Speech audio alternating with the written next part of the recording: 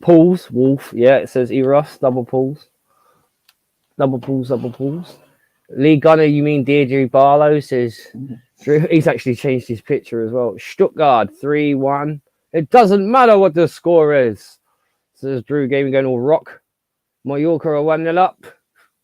3-2 Villa says Eros. I hope so. I do want to see United lose. Sorry, Fuzzy. I want to see you cry, man. Justin Timberlake sentence. Cry me a river. I think United would clinch it, but I thought West Ham would have won. Look, West Ham, they didn't do what they normally did with Arsenal and get in their faces. They kind of sat off of them, and that's suited for Arsenal, and fair enough. They steamrolled them. It's not like I love West Ham, so, fuck West Ham. I am a Chelsea fan. No love lost there. But, good performance from Arsenal. You can only beat what's in front of you, so hats off to them. They demolished them. They absolutely demolished them. 5 minutes until kickoff. I'm going to have a look at the lineups quickly. See who is what. I wonder if we're going to see a masterclass from Rashford today, if there is such a thing. Lineups. Expected lineups. For United, you have Onana, Varane, Maguire, Dalot, Shaw, Mino, Casemiro, Garnacho, Bruno Fernandes, Marcus Rashford, and Rasmus Hojlund. For Villa, they expect Watkins, Ramsey, McGinn, Bailey, Kamara, Louise, Moreno, Lilik, Carlos, and Matty Cash. Big up to Yeti and Wolfie for going 2-2 draw in this game. That's what big up Anthony here, but how you doing, sir? I hope you're well. Well, yeah, it could be a draw. To be honest, me and my mate were talking last night. We're saying we can't help but feel that Man United will use their power of jam to somehow scrape a win on this one. But then my mate also reminded me that Villa would be hungry after that FA Cup defeat at home. So topsy-turvy. You never knew. But, the lineup's pretty much the strongest team you'd expect from both sides. I don't know, man. I just can't help still hate on United and just wish them all the worst. Damn them. Right, waiting for kickoff. Sorry, people. Nature pause. I like that one. That's a good one. So, what do we think, everyone? Give us your thoughts on the Villa Man United game. Are Man United going to get stomped? Villa going to get stomped. Oh, big up the Wolfie. Great sidekick on watch-alongs. Yep, the best, mate. You know how Robin went off to become Nightwing and he was almost as cool as Batman? Besides, I just keep on getting invited. What am I supposed to say? No. Big up Eros. Yo. There you go. He's back from the bog. Hey, I tell you what, you've got Palace, haven't you, tomorrow? Yes, sir, we have. Should beat them, to be fair. Good one for you, won't it? Well, hopefully, but you never know, because one thing about it is we're up and down more than a yo-yo at the moment, so. Up and down more than the slut Snickers. So it's one of those ones where you never know. Yeah, but just seeing you in the chat. Mm-hmm. I mean, if you actually look at the top at the moment, I mean, it's quite interesting. Liverpool's got Brentford next. City's got you after the Palace game, and then I think Arsenal's got Newcastle. So, and none of them can afford to drop points. So if you manage to beat City, then basically it's like you could actually stop them and give Arsenal a chance of or Liverpool winning the title, mate. Yeah, or Liverpool, yeah. But it's interesting is that because the funny thing about Copenhagen, they've got Copenhagen this week, Man City away in the Champions League, and we don't. So hopefully it'll be one of those ones where they'll be tired and exhausted by the time they get back, and maybe we can take advantage of that. Yeah. I mean, I thought you was good in the FA Cup against Villa. Yeah, man, but we were shocking in the league the week before that, bro. Jeez, 8 goals in 1 week, bro. Jeez, we were getting panned at home and away. It was So it's like one good game, then a bad game, and that kind of thing. Hang on, what the hell is the Top United Real Tree Outdoors Camouflage? What? Last comment. I'm sorry, I was reading them out a bit while you were gone. Sorry about that. It says E. Ross. It says, what the hell is the Top United Real Tree Outdoors Camouflage? I don't know. Are you talking about Yeti's hoodie? Top United Real Tree Outdoors Camouflage. Well, it might be because of the white and the black. I thought you might have been talking about the design on your jumper, which is quite nice. I don't know. You'll have to explain that one to her. Oh, looking at the Top Truck Man United. Oh, it's disgusting. All right, yeah, sorry. Right. Oh, okay. Yeah, you said Top Track Man. Now I get it. Not Top Track Camouflage. now I get it. My bad. Which ones are wearing them white? Oh, they're wearing them white shirts, aren't they? United, yeah. I think this could be a good game, to be honest. Well, I was just thinking that it should. It's got the makings of a quacker. Quacker. Yeah, absolutely. What a quacker! What a quacker! I hope it actually is a cracker. Or a Did quacker, you see? I was watching the episode of Only Fools and Horses the other day with Tony Angelino, and he spells all his R's wrong. So that when you said that earlier, that did tickled a particular aspect of my humour. So I was just giggling when you said that. They're brilliant, man. You can't watch one without laughing your tits off at one part, or they're just absolute quality comedies. Bringing Jezza in now. Oh, mate. Right, buddy. What's up, Jez? Right. How's it going, mate? Good. All good. I think there was a delay, I think, on Tony's broadband. Yeah, it was lagging hard, isn't it? It was lagging bad. The amount of times he cut Jez off by mistake was just he didn't mean it. I know he didn't, but it's fucking annoying. Yeah. It was. It is. I get it though. It's like, when someone asks you a question, then you're trying to answer it. Because he asked me a question twice, so I just answered it twice. I was like, what? But yeah, I think he was lagging a bit. But yeah, it is quite annoying. But how do you feel, Jez? 6-0, mate. Great result, man. Great result. Brilliant, best away win Arsenal ever had in the Premier League. Mm-hmm. It's all good. Poor old Tony, early doors. I mean, he must be like, what the fuck happened there? Yeah. He must be good. Like, wow. Well, I think he's got other things to think about at the minute, to be honest. But yeah. I mean, he is still going to be good. Big up, Dimes. How you doing, mate? First time in the cave. Welcome in. Or if you're on Wolf Stream, have you? You can share it to your stream if you want, Jazzo. It's entirely up to you. I know you're going to have to go for the player ratings and things like that. The fan cam thing. I'm trying to work it out. If I stream it on mine and I have to leave, it will still work. Yeah, it will still work. If I've got to go to Lee's StreamYard channel, will it cut it off on Yetis? I don't know. No, it won't. As long as you don't go live, it won't. Because you do pre-recordings with Lee, right? Yeah, because I had StreamYard on twice on there and it was fine. Yeah, Lee's is pre-recorded and then he does them and uploads them. Yeah, it should be fine, Jezza. Should be fine. No, I'll give it a go. If it cocks up, then it cocks up. But yeah. Sure, it should be all right, I suppose. Right, well, kicked off. 1 minute 25 into the game. How far are you guys? I'm on 50 seconds. Oh, right, okay. So a bit further than you. Jazz bound to be further than me. Oh, fucking Doctor Who over there. I'm 127. Neck and neck at the minute then. Yeah. So I'm ahead. I'm the one that's ahead then, by the sound of it. By about 20 seconds, Yeah. Along with the Yeti and Wolfie. Hello. Yeah. Right. Good game for Arsenal though earlier on, but yeah, I'm expecting a lot of this game. This was more the game of the weekend for me. What it should be. Yeah. Should be, shouldn't it? Oh, Villa are off. Oh, ow! That was naughty. Anyone else think Villla should have got booked for that? It looked a bit naughty from what I saw. He did, didn't he? He went from behind him as well. That looked a bit, Blue card. innit?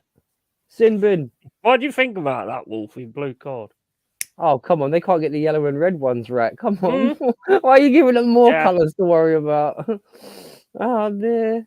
Are you happy, though, that it's Chelsea colours? Oh, yeah, cool. So, it matches our kits. That's what matters in football, isn't it? You got to be colour coordinated. Like, jeepers creepers. Oh, my days. But We'll just get rid of cards and start chucking Skittles about soon. Yes, probably. Big up the assembled. Oh, big up to assembled, man. I'm well ahead. Shall I not comment? If you're well ahead, then just... Well, I mean, I don't really take much notice of the chat anyway when I'm actually watching the game, so it doesn't really spoil it for me.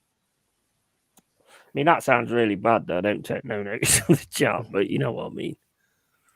Rangers colours. No. We're only talking about teams that matter here. Yeah, definitely. Nah, Rangers matter once. No, they're having a good season, though, Rangers. Mm-hmm. I only watch them when they play Celtic. They're the only games I really enjoy with Rangers, to be honest. Yeah, you can't miss the Old Firm derby, can you?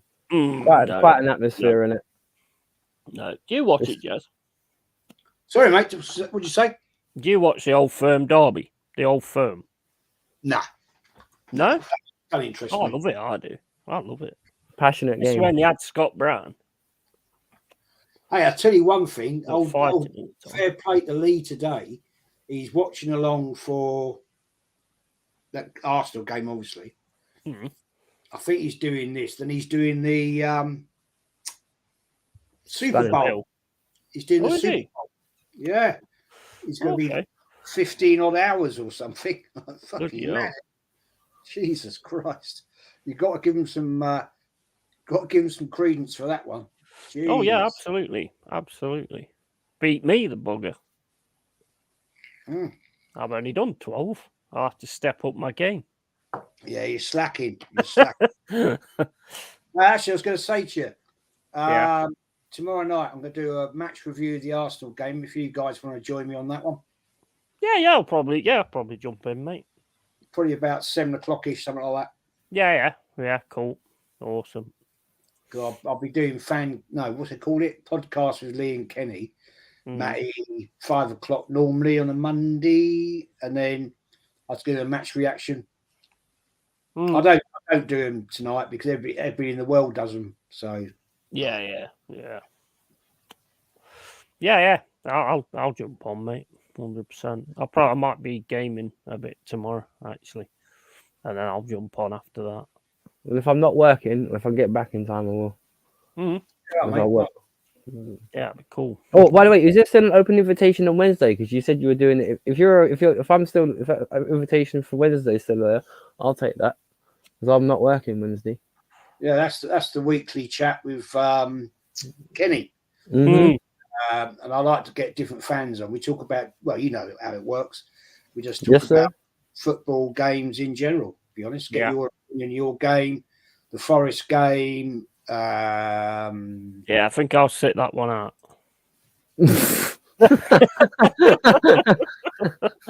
I don't blame you. I might have to bail depending on how tomorrow goes. But if I can, just please, I'd love to jump on with you on Wednesday if I could, because I don't think I could make tomorrow.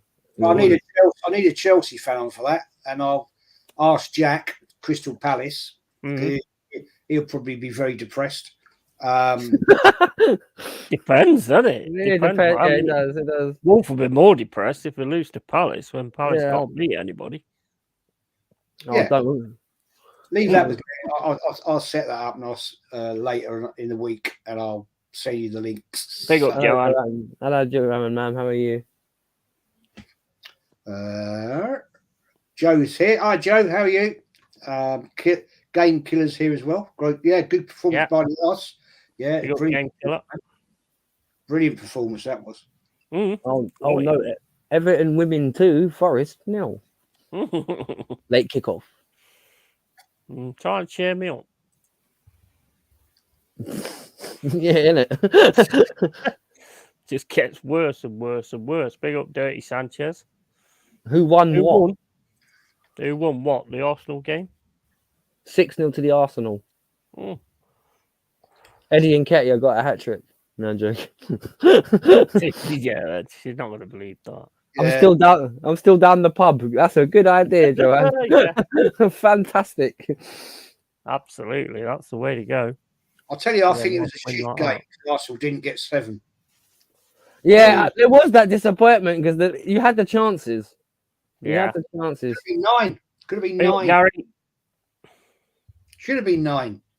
All day. The amount of opportunities that he slapped in the first 20 minutes should have been 9, no question. 100%. Trossard should have got a hat trick. All jokes aside, he should have got a hat trick. He had enough chances. Yeah. Yeah. Definitely. Yeah. But you'll check 6 though, won't you, Jez? Oh, all day long, man. So, it's the biggest away result Arsenal ever had in the Premier League. Ooh. Yeah. You know? Can I just say, wasn't it? Sorry, Jed. Yeah, no, I mean it's an amazing game. Opportunity, but yeah, I mean, I was like jumping up and down. I was trying to because on Tony's channel, I was trying to be a bit reticent, but I was like, in the end, I was just going mental. And you know, Tony said to me, "Jez, why don't you do watch longs in your channel?"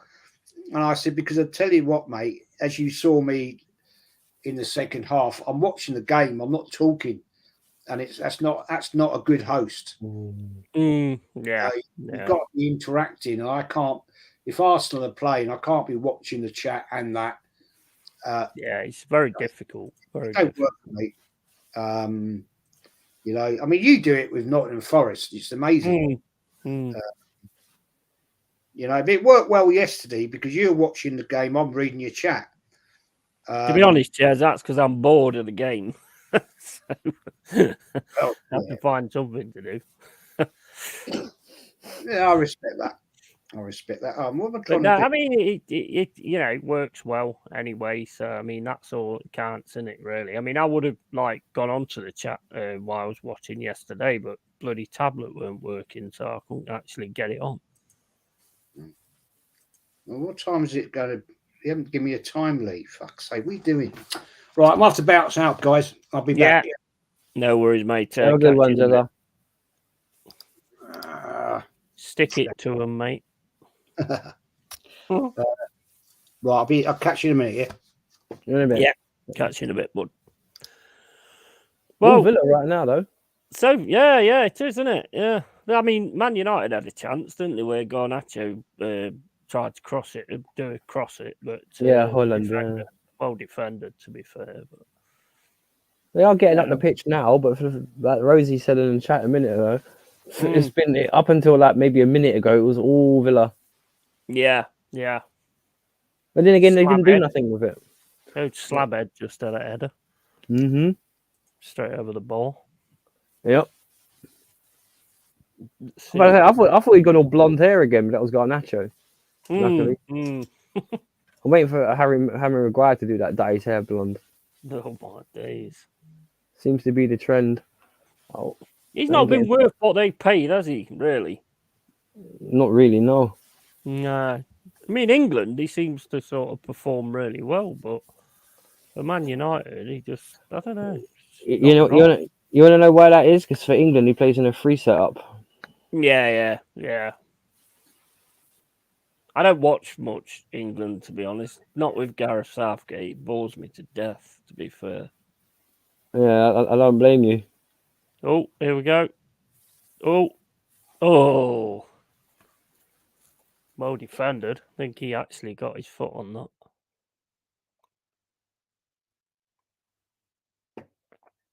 That was a Man United attack. Oyland with a chance. But I think he just slid in. Yeah, it's good defending because you don't, it's a bit scary doing that in the box, isn't it?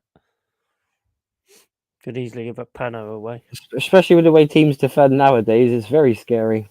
There's United again. It's a mishmash. Ball over from Fernandez. Not good enough. Here's Minu, the latest, greatest. Addition to Manchester Garnacho. United. Oh, nice one from Garnacho. That was. Don't know how close it was. Well, as far as I know, he didn't score. Mm. My stream's lagging a bit now because everyone keeps on messaging me now. No, that was close though from Garnacho. Yeah. Tell you what, I'm gonna quickly go to the bog and get a drink. Actually, I'll be right back. Yeah. I'll sort this feed out. Right back. Yeah, no worries. Oh, come on, Ireland. Let's see what the chat game killer says. Was absolutely shocking that West Ham supporters left with 4-0 down, stay until 90 minutes and support your club properly. Fucking hell. Yeah, absolutely, mate. Absolutely. I mean, we never walked out. I mean, back in the day, I mean, we never walked out, even though if we was getting battered, we always wanted to stay there and give the team shit afterwards. You know what I mean? We always wanted to do that. How do you feel about Poch? I'll store that one so he can I can ask him that when he comes back. Man U on the coupon. Oh, you got Rosie's got Man United on the coupon. How is the coupon going with the other results? Is it going well, or I read that wrong? How you doing here today? You all right, buddy? Jez will be back soon. He's doing the fan cam. He'll be doing the fan cam with Lee. So he'll be popping in and out because then he'll have to do the player ratings later on, stuff like that. Big up to Jaminio. How you doing, buddy? All right, matey. And yeah, big up to Jaminio. And Rosie says, new coupon. How many of these coupons do you have? I mean, I used to have a cheeky bet every now and then. The most I ever won was about £120, I think it was. Can't remember what the bet was, but I won about 120 quid. I was ecstatic. City v Chelsea on Saturday night. Yeah. You could do with them doing you a favour, but I don't think they want to actually do you a favour, but you could do with it. Right, okay, so Man United's got the ball, plays it to Rashford on the left-hand side. He's running down the left-hand side. Oh, he's gone past, and then he decided to drop on the floor. A bit weird. Looked like he got past him then, and then he just dropped on the floor. Let's have a look at that. Oh, yeah, he did put it a bit too far in front of him. Weren't a foul, though, for me, but it's Rashford, so, you know, what do you expect? Right, so we got a free kick to Man United on the left-hand side. This one's going to go straight into the box by Bruno Fernandes. And when they get round to taking it. Hope everyone's had a good weekend, by the way. Big up to everybody. Ireland 43-0, Italy 0 full time. Nice. These are obviously got no players that snake them for England then. No Declan Rice's in the rugby team. Jaminio will be happy with that. No, I don't really watch rugby. I've watched it a few times, but I don't know. I just not really ever really got into it, to be honest. Got into like American football and stuff like that. Just never really been that keen on rugby. I used to play it at school, but that's a long time ago. That, but yeah. So we got. I put 3 on today. Never more than 50p on each. Yeah, I mean that's smart, isn't it? To be honest. What's the winnings? If it's 50p, what's the actual winnings? So we won. Delighted with it. Yeah, absolutely. 1-0 United, I'm being told. 1-0 United, mate. I didn't see it because I was doing the chat, but the stream's gone fucking funny again. Well, what minute were you on? 1707. I think it's Slabhead. Oh no, well I don't know. Slabhead 2, is that Oiland 11? It is, isn't it? Slabhead 2, Highland 11. Yeah, Slabhead 2, Oiland. I think it's being checked. You know what gets on my nerves, Wolf, and I don't know if it's same with you.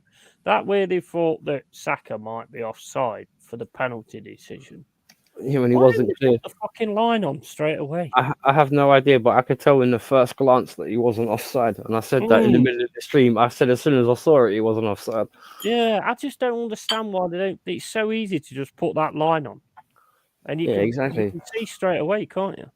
Mm-hmm. It's crazy. Maybe I don't understand why they do that.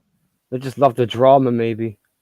Yeah, probably right. I bet that's what it is. To be honest, I mean, do you think it's a bit of a shame that fans in the ground, like you see people doing watch-alongs and their team will score and they'll go, I'm not celebrating until it's been barred. I'm not, what I mean? I think, nah, you can't do that with football. Well, it's part of the reason why me and you were having this chat the other day about how boring it's getting in terms of like it's the quality of the ball sometimes isn't there. Like games are often decided now by mistakes, not moments of quality. Yeah. It's the opposite of what we saw 20 odd years ago. 100%. 100%. Every game looks the same, doesn't it? Because everyone's like sort of setting up the same. Well, yes, like you said, it's the era of tiki taka, and everyone wants to copy it. So like, I'm not personally in the tiki taka camp. I sometimes prefer to bludgeon things more than pass around it. So yeah. Ross asked you a question when you was away, mate. What wolf? What? What wolf? Who? Where? Bro, how do you feel about Poch? How do I feel about Poch? What you mean in terms of the job he's doing, or in or out? But I'll give you my feelings generally. I think Poch has done a decent job, considering how badly injured the squad was he inherited, where you had about 4 players out for about 6 months. Yeah. And Broya's come back, and Cuckoo's come back. James has come back, Chilwell's come back. Blah blah blah blah. Well, Broya came back and went. Yeah, he did. Yeah, and in a transfer window where we should be sliding strikers, we actually get rid of one. So there you go. Yeah, I like that in Kunku though. Yeah, so do we. But like, where the fuck was he against Wolves? He vanished against Wolves. So, but yeah, Poch is going to need at least a year to sort that team out. So yeah, I'll judge him next year. If he can win us a cup, great. I didn't expect him to get us to a cup final. I'll admit that. But if he can win us a cup, and to be honest, I don't even care if we finish 10th again. To be honest, because of the way because look, our captain, a guy came back for half a game, then went out again for another 4 months. So yeah, there's fitness issues at Chelsea, but you can see it in patches, like with the Villa game, for example. You can see it in patches, but the big word is always going to be consistency, isn't it? So yeah. Oh, absolutely, 100%. Yes, we've competed, but at times we've given away stupid goals and we've slipped. Poch needs more time. Yeah, I will say that. And and all the knee-jerk reactions that all the other Chelsea fans, it's not like how it was under Abramovich. Well, yeah, this guy left us fucked, by the way, Abramovich. So like we lost 2 world-class players because of him, and we're gonna get charged to the arse after he left. So yeah. I'll say this. Rosie says it's just under £600 for 50p on the betting that she does. What tactual betting? What actual betting is that? What's that on? Is it on a website or something like She's that? probably doing the coupon. Knowing her, she's probably doing the coupon. What coupon have you got on? Ladbrokes or something. Well, I wonder what Joanne's got a bet on as well, because sometimes Joanne chucks the odd bet on as well. So I wonder what Joanne's got as well. The accumulator girls, as I call them. So if Man U win, do you win it then, Rosie? William Hill coupon. There you go. My man used to do them ages ago. He used to ask me like, "Oh, what do you think is going to happen in this game?" and all this, that, and the other, draws and all that kind of thing. I ain't got a fucking clue, Dad, to be honest. My family bet on horses. My aunt, my uncle always used to bet on the horses. Not really football. My granddad did this as well. Wait a minute, I'll put the sound on. Yeah, I was wondering why you suddenly started. You're underwater. Yeah. Well, you say the other day on that stream I did with Jez, I don't know how I managed to do it, but I didn't have my actual microphone on. It was going from the webcam mic. Mm. So people, Mama was saying, like, you know, you sound really tinny. Then all of a sudden noticed it. I was like, shit. I don't know why. I don't know why it happened. It just did. I have no idea why that happened. Technical Crazy. fault. What Technical happened fault. to Abs in that stream anyway? What, the last one? I don't know. I was there with you, bro. What, he was there and gone. Yeah, exactly. He's a big man, man. He'll do his own thing. Yeah, it's sound anyway. That's how you got a good Yeah. result. He'll be happy. Yeah, absolutely. You lost 2 World Cup class players because of Abramovich. Was Havertz one of the 2? No, one was Rudiger and the other one was Kante, and they both left for virtually nothing. Yeah. And if you're telling me Kante and Rudiger wouldn't make a difference, really? Look at Real Madrid. Exactly. So, you know, yeah. I always like both of them, to be honest, Kante and Rudiger. Well, Kante's the best defensive midfielder in the world, and Rudiger is one of the best centre backs in the world, and he's proved it at Madrid and Chelsea. So it's just, if that's not a loss, it's like Arsenal. It's like Arsenal losing Saka and they're not paid a dime for him. Yeah. That's your star boy, isn't it? Kante was our star boy. So, you know. If you can you see if Jez turns up? What, on yours? Yeah. Well, yeah, he'll appear in backstage, won't he? Yeah. Just because I'm like watching the game, so I don't want to leave him there because I know he's getting pretty pissed off in that stream earlier. So I don't want to be just leaving him sat there. Well, no, if I see him pop up, I'll say Jez is there. He'll leave a private chat before he got the ump and walked off. And besides, he normally takes about an hour or so because it depends if he's doing the player ratings as well. Because he'll do the little one-on-one with Lee like he normally does, and then they'll probably do the player ratings. If Matty's there as well, he'll probably talk to Matty as well. So, you know. Well, a lot of your fans was saying that Kante's legs had gone. No, man, he just had a bad injury. He just had a bad injury. It's funny how his legs ain't gone in Saudi, isn't it? Running around in Saudi, fine. Crazy, isn't it, when people say stuff like that? It's narrative, bro. That's the thing. Football's a lot of narrative nowadays, and every fan base now seems to have 2 sections: the bullshitters and the real ones. You know what I mean? Like top gooners, you know, true blues, whatever you want to call them, and all that kind of. Look at Johnny Minerals for us, a real popular Chelsea fan. This is a guy that said Kai Havertz would be Arsenal's Bergkamp replacement. As soon as I heard that, you're not my kind of Chelsea fan. Never in a million years. Not my kind of Chelsea fan. If you can spout bollocks like that, nah. Sorry. Not in a million years.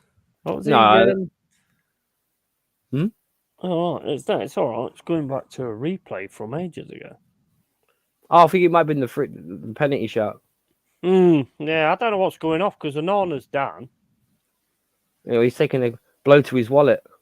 They took a blow to his wallet. Yeah, I don't know what's actually going off. I'm gonna keep sticking with the game. I think my tablet's froze up again. Fucking thing this is. I don't know why it keeps doing that. You know, I swear, wasn't that a Rashford dive? Because I swear no one touched him. Oh, they're talking about 2016. So I think you know what it is. I think they're talking about from the chance they just had about a minute ago. The reason why you saw in the replay for a second ago because they were trying to work out if he dived or not. Good evening. On that, Emily. Yeah, I just had his face on the screen. Do you think Villla are the real deal, or do you think it's going to? Oh, wait a minute. Or is it going to take? Oh, good shot, just past the post. Or do you think it's going to take time for Villla to build to getting in the top? Well, I will say this. Like one thing I will say this now is that Villa have always been a big club and they've been up and down for like 30, 40 years anyway. So it's just one of those times like I remember Martin O'Neill when he got them balling in like 2006, 2000, and they're in a similar position to what they are now. Will Yeah. they break into the top 4? This, that, and the other. The thing is, Unai Emery's not really been a top 3 kind of guy in his management. So the level they're at now kind of sticks. We'll see. He normally goes for cups, doesn't he? But it didn't seem like that on Wednesday. Well, he just rotated, isn't it? Because they're still in Europa League as well, weren't they? Or Europa Conference. Yeah. So he might have had that in mind. They've got European pedigree as well, so I mean, they deserve some respect on their name as well, don't they? Aston Villa. Mm-hmm. I think they've got 1 star on the badge, haven't they, or something? Yeah, Villa have won the European Cup. Yeah. But the thing is, it's actually on their badge, I think. Yeah, it is. Yeah, but they got injuries as well. They are missing 3 managers. 3 defenders. Sorry, 3 defenders. like, excuse me, here today just pointed out they are missing their. I think Pau Torres isn't playing, is he? I don't think. Was he? No, I don't think he was. When I checked the lineup, I didn't see his name, so maybe I'm last. But yeah, Martin O'Neill was a good manager and a good player. I know Yeti knows about Martin O'Neill as a player, 100%. Back-to-back European. Oh, yeah, he was class, absolute class. Just did the simple things. You know what I mean? That's all Cloughie expected from him. So that's Big how up he got Queen to Flossie. the good side. Yeah, big up Mama Flossie. Well done for yesterday. Up the tune. The tune. Absolutely. Man United are playing this direct counter-attacking football right now, and seems to be rocking Villa every now and. Don't get me wrong, Villa are keeping the ball better, but it's just, Villa look more vulnerable. Yeah. You know what I mean?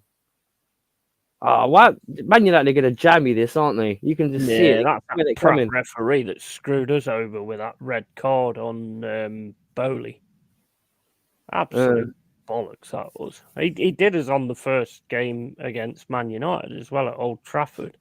He actually gave Worrell a red card when there was another player who, there was another player behind, so it weren't red.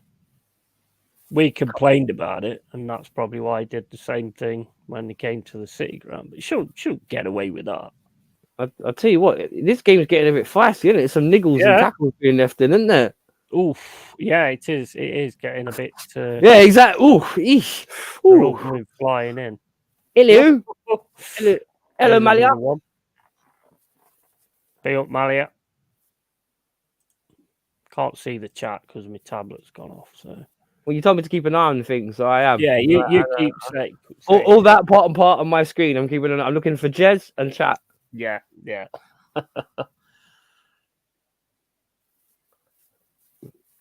Ooh.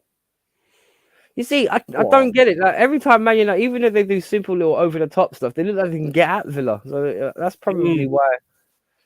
Is this the Villa side that Man United are playing today? Is this the Villa side of the last couple of months, or is it just a wounded animal? A bit. It looks very much like that, to be honest. It does, doesn't it? They look very protected. They don't look confident. Yeah, I think sometimes you just got to take a chance or try and run past people. I think that's what we needed to do yesterday, but we just didn't do it. I thought we was trying to rush things, to be honest, to try and get back into the game. Yeah, maybe because Callum and Angela both had good games because your wings were flight. It was just, like I said in the second half, especially the last 15 minutes, you had Newcastle hemmed back a bit, but it was just that final ball, that last bit of killing. That was it. That last bit of quality, 100%. Man. 100%. Lovely goal from Callum Hudson-Odoi. I mean, it took a deflection, but it was beautiful. I mean, the Elanga one was gorgeous as well. Great counter-attacking that was. It was. Reminded me a bit of Stan the Man. What, Colin? Where he gets through the middle, although Stan used to, you pass it to Stan and he just takes on the old team. I remember when we were playing Crystal Palace, he nutmegged one of the defenders and then he took it round and nutmegged him again. Banged it in the top corner. Well, funny thing is, that's what I kind of, people may chuckle at. That's what I liked about Eden Hazard a bit. He had that bit of Colin Moore about him in terms of he could get the ball at his feet and just start driving at dudes. Yeah. You know what I mean? And some of them, and most of the time, they would shit themselves, to be fair. Yeah. It's what you want, though, isn't it? That's exciting as a football fan when you see players do that.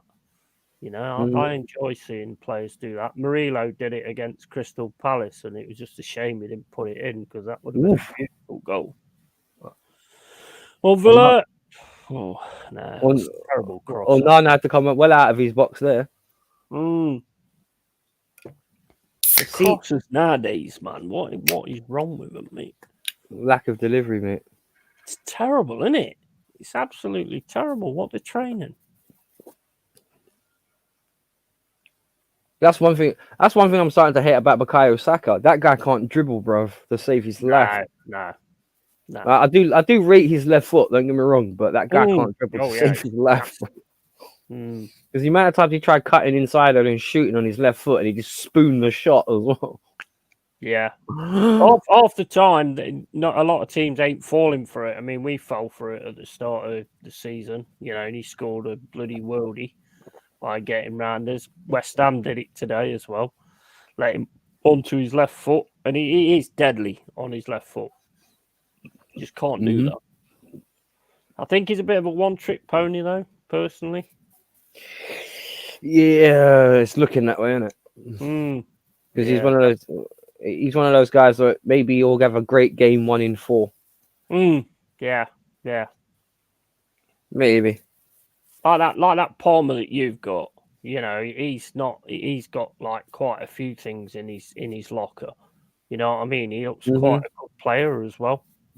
Well, you know, I think that was a good buy. That was, to be fair. He was, and I'm not being funny. That's kind of what everyone. That's why we have a little giggle to ourselves, isn't it? Like, you know what I mean? Because everyone says about it, because that whole Maddison thing. Oh, everyone sits there and regrets not getting Maddison because he was so cheap, and look how wonderful he was to Spurs. We just said that we got Cole Palmer, mate. He's all right. Like we don't need to worry about no Maddison because he can do a similar job because he floats in between and we can drift off to the right. Yeah, and he's got. I think he's got 10 goals now as well. So it's, you know, like he's not looking bad. The only thing is we need to get the rest of the team sorted out. Yeah. Jackson against Villa, by the way, what a performance! He terrorized us in this Villa team the other day. He was brilliant the other day. Well, I didn't want to watch it, mate, to be honest with you. I wanted to watch out my game, but unfortunately, they hadn't televised it, so there was no way I could actually watch the damn thing. Yeah. He would have to do his review bits with Lee, Mama Flossie. I don't think Jackson's underrated here today. I just think it's one of those ones, the system's not quite set up right. I think he gets played as an out-and-out striker, and he can't do that job. He needs to be played as an inside forward off the left. For me, and then letting Cuckoo, as Yeti said, go down the middle because against the right on the right against Wolves, like Cuckoo kind of disappeared, but in the centre against Liverpool, he almost put Van Dijk on his ass. So he looks like one of them little players that are right terror. You know what I mean? When they get around the box and stuff like that, a bit like the old Jiminho. He's a terror in the chat, isn't he? But other than that, no, I'm joking. He's a terror. Janino, that's who I meant. Well, Janino. Yeah, Janino. The free kick taker. Yeah. Cool. Yeah. Cracking player he was. Hey, he was magic, but he was even deadlier when he went France. He just got all those long-range free kicks. Yeah, he was a good. Well, we had a question yesterday. Actually, I wonder if you can answer it. The first signing in the Premier League. In the Premier League era in '92. When the Prem first started, that was an English player, wasn't it? I've heard this question. It's quite an easy one actually, but we had to Google Collymore? No. Who? Shearer. Was it Shearer? What to Blackburn? Yeah. Okay, yeah, that makes sense. 21-year-old Alan Shearer. But didn't they sign Sutton as well in the same season? Because SAS? Because they signed both of them, didn't they? Because that was the only other thing I could afford. Because it was SAS that season, and Blackburn signed them both at once. So I was just thinking, maybe in my head, was it Sutton or Shearer?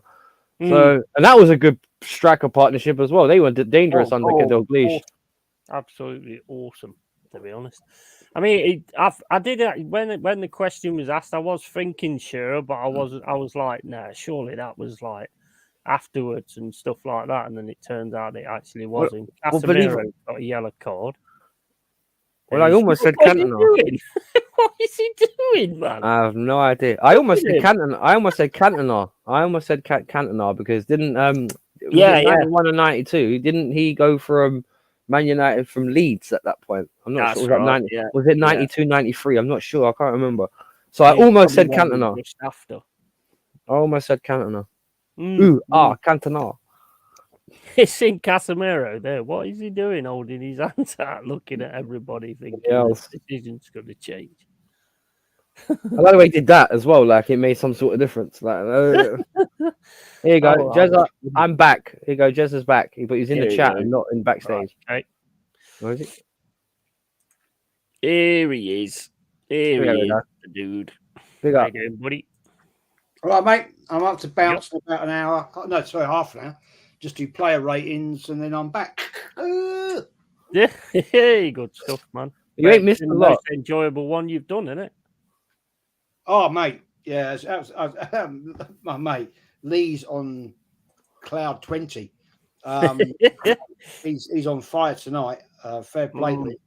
He's got a busy night because he's doing all kinds of streams tonight. So fair play.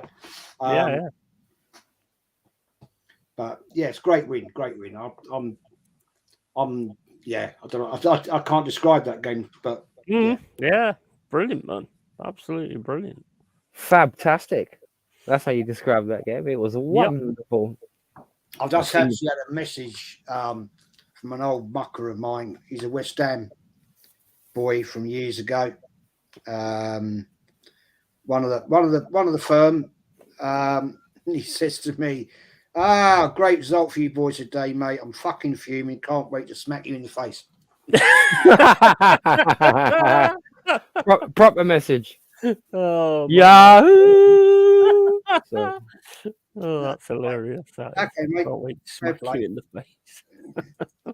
Yeah, fucking hell. No, he can't be that. He's a proper boy, he is, mate, of West Ham. Yeah. Living. I can't wait for the 8 o'clock show tonight, mate. Poor old Tony. Ooh, early. Is he doing it? Because I ain't seen it come up on YouTube. It's only 5 o'clock, isn't it? no, but Why, normally do he you schedules put it it. up later. No, he schedules it sometimes, most of the time. Yeah, that's what I thought. But he's probably on his way home from the game, isn't he? Well, I thought he was in the hospital with his No, mate. his mate's in hospital, just so he's visiting his mate. Oh, maybe he's not then. Maybe okay. Yeah, fair. that's what I'm thinking. I think he's going to have like other things on his mind, so Yeah, probably not. I don't know. Get that. I don't know. Yeah, fair play. Well, if he doesn't, I might do a match reaction. Yeah, go for it, man. Big up to Tony Claude Gunner. I've just seen you in the chat. Big up to you, bro. Right. So it's 1-0 here. Man United, 1-0. Yeah. It's been one of those games. Fizzling out a little bit now, isn't it? Mm-hmm. They're killing the game. I'm telling you, Man United are playing anti-football right now. They're just looking to kill the game off a bit. Yeah. Yeah, if Tony doesn't if Tony can't, we understand why. We know why. Then I might do a match reaction. I'll throw it in. I'll throw a link into the chat and see who wants to join. Right, just so that you. Yeah, big up to Tony early doors, by the way. Big up Tom. Yeah. It's there. He scheduled it for tonight. It's scheduled there for the early doors takeaway. It's right there. Oh, he scheduled it for later. Okay. I couldn't find it. We'll be doing that instead. That's cool. Absolutely. I'll go easy on it, though. I'll go easy. Yeah. He might have Budgie on there. You're right. I wonder if he'll have Budgie on there. Might do. Yeah. Then he can give me a virtual.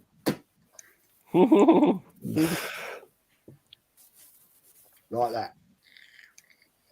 It'd be interesting to know what he thinks about people walking out, because I think when you had people walking out, he had a lot to say about it, didn't he? Oh yeah. It'd be interesting what he thinks about that. But didn't your fans walk out when you guys were 5-0 up? That's what I didn't understand. about Yeah, that after that's game at home a bizarre. couple of weeks ago. They were up by about 4. 3-0 up, missed 2 goals. Oh, that's right. Yeah. But then you scored when people started leaving, though, didn't you? Yeah, Like it's kind of weird. it was. And that was a midday kickoff, so it's It not exactly like you got any problems getting home. Hey, I don't get it. It's a weird one, that The was. amount of money it costs you to go to a game this day and age. Back in Why? a sec, guys.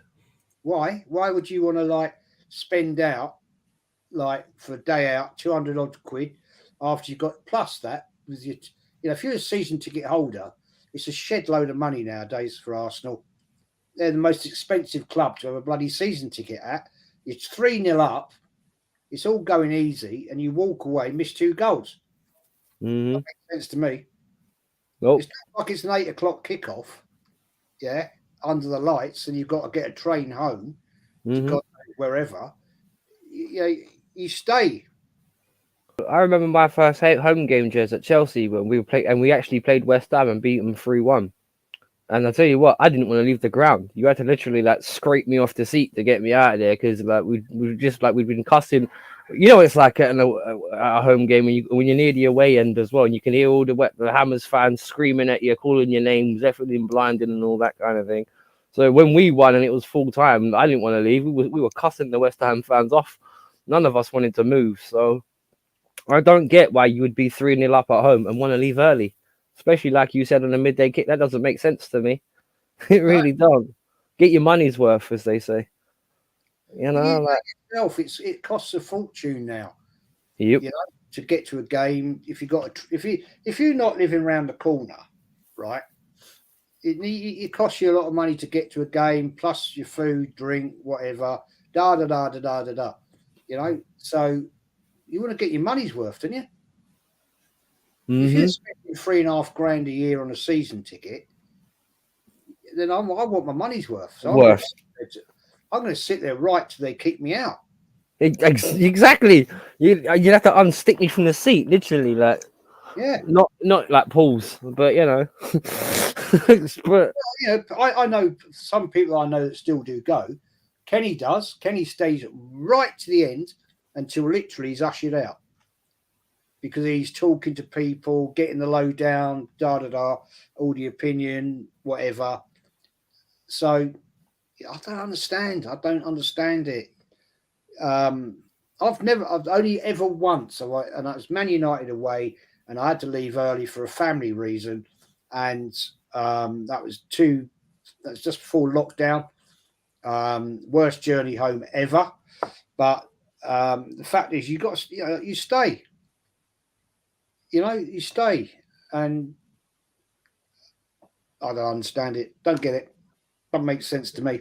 New school fans, isn't it? It's just when it's convenient, isn't it? Yeah. I mean,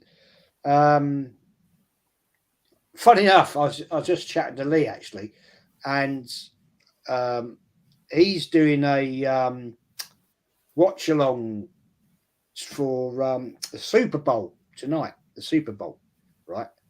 And I said, mate, good luck with that. I said, because I've only ever once in my life watched that Super Bowl with my cousin who is big into the American football. I said, I was falling asleep. And as Lee said, an hour's game that takes 4 hours. Well, it's because they have so many pauses in play, don't they, for the defensive and attacking plays? Right. Oh, we've got a field goals. We've got to take this player off to bring on a bloke. And all his job is to kick a goal. Mm-hmm. I'm like, surely there's somebody else on the pitch can do that. No, specialist job. Really? Okay. Yeah. Well, that's why I've never quite got into American football, because I'm not being funny. We have something over here called rugby, and I'm not being funny. American football is compared to them just like puny idiots dressed up in crash dummy uniforms. Because I'm not being funny. As horrible as I've seen some American football challenges, it's nothing on rugby. Nothing. I've seen people lose teeth in rugby. Well, in rugby, you see. I haven't watched it. I haven't watched any of the Six Nations yet, but you see players go down. They've dislocated a bloody finger. right? And the old thingy bob will come on, and he'll like pop it back in, And and off they'll they go. strap it up. They'll strap it up with the plaster around the next finger, and he gets on with the sodding game. You Bro, see players go off, they got a cut in the head, right? And they go down the tunnel, they're stitched up, right? And he comes back on, as long as they're not concussed, obviously, right? They come on. And you're thinking, that's a pretty tough guy to be able to do that, because, you know, you get a smack on the head and you've got cuts or whatever, or no, they're proper hard men. Proper hard men. I remember watching a program years and years ago. It was about American football, and these American footballers were being interviewed, and they were being shown international rugby, and these guys were saying, well, they don't wear helmets. mm-hmm. And I'm going back 25 years here, yeah. And this it's one of the very famous England rugby international players. His name something. Blonde-haired guy, Duckham, very famous England player, and he was going, no.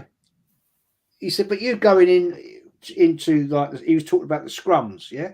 Mm-hmm. I know scrums now are different. It's a different setup, but they were going bang like that, you know, proper bang. And these American football players were going, but you don't have helmets on. And you go, no. I'm like, really? Like, Yeah. I don't. I'm not knocking it. It's a thing in America, and they love it, and it's brilliant. It's all about the pomp and ceremony. You've got Taylor Swift tonight doing all the intro. There's F-18 jets flying above the bloody stadium like the Red Arrows do, and you know, for you know, FA Cup final. Yeah, we used to do it for the FA Cup final. I can remember being at Wembley for FA Cup, and we had Concorde Fly over. Yeah, I remember Concorde and before they retired it. Yeah, I remember that. You know, and it's a great thing, fantastic. But no, it's not for me. America, it is what it is. For me, there's just too many breaks and pauses in it. That's all it is. It's just like you said, to get through a 25-minute quarter, it takes an hour, and that's because of the constant stops. And the other thing is that you can change the whole team continuously. Like you can take like 13 players off to bring 30 because it's attacking and defensive teams. So it's just like, yeah, all right, this is just yeah. I get the tactical side of it, but it's just too slow for me. It really is. It doesn't float my boat. Especially, you know, American TVs, adverts, and it's just boring. I just lose my interest. I can't watch this shit. To be honest, English TV is not much different nowadays, so I don't watch a lot of that either, if I'm honest.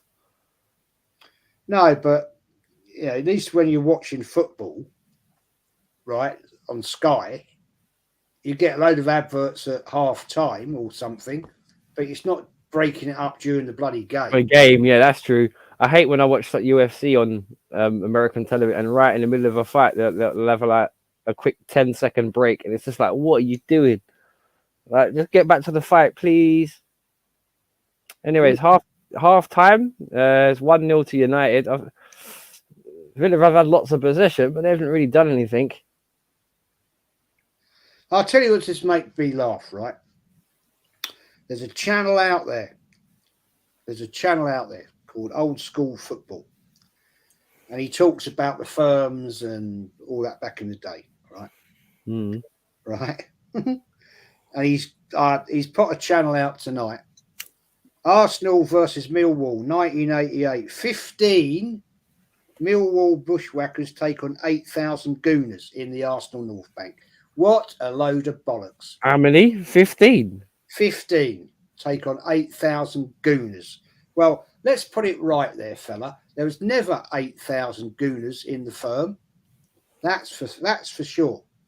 And I can tell you that for a fact. And you're telling me 15 took on 15 Millwall bushwhackers took on 8,000 gooners. This guy talks absolute bollocks. He keeps putting out all these streams, right, about firms and this and that and the LFC against the this and that. Man's talking bollocks. Well, did he actually say 8,000 against 15? Yeah, it's there. Right. That's actually an impossibility. So that's stupid. Bollocks.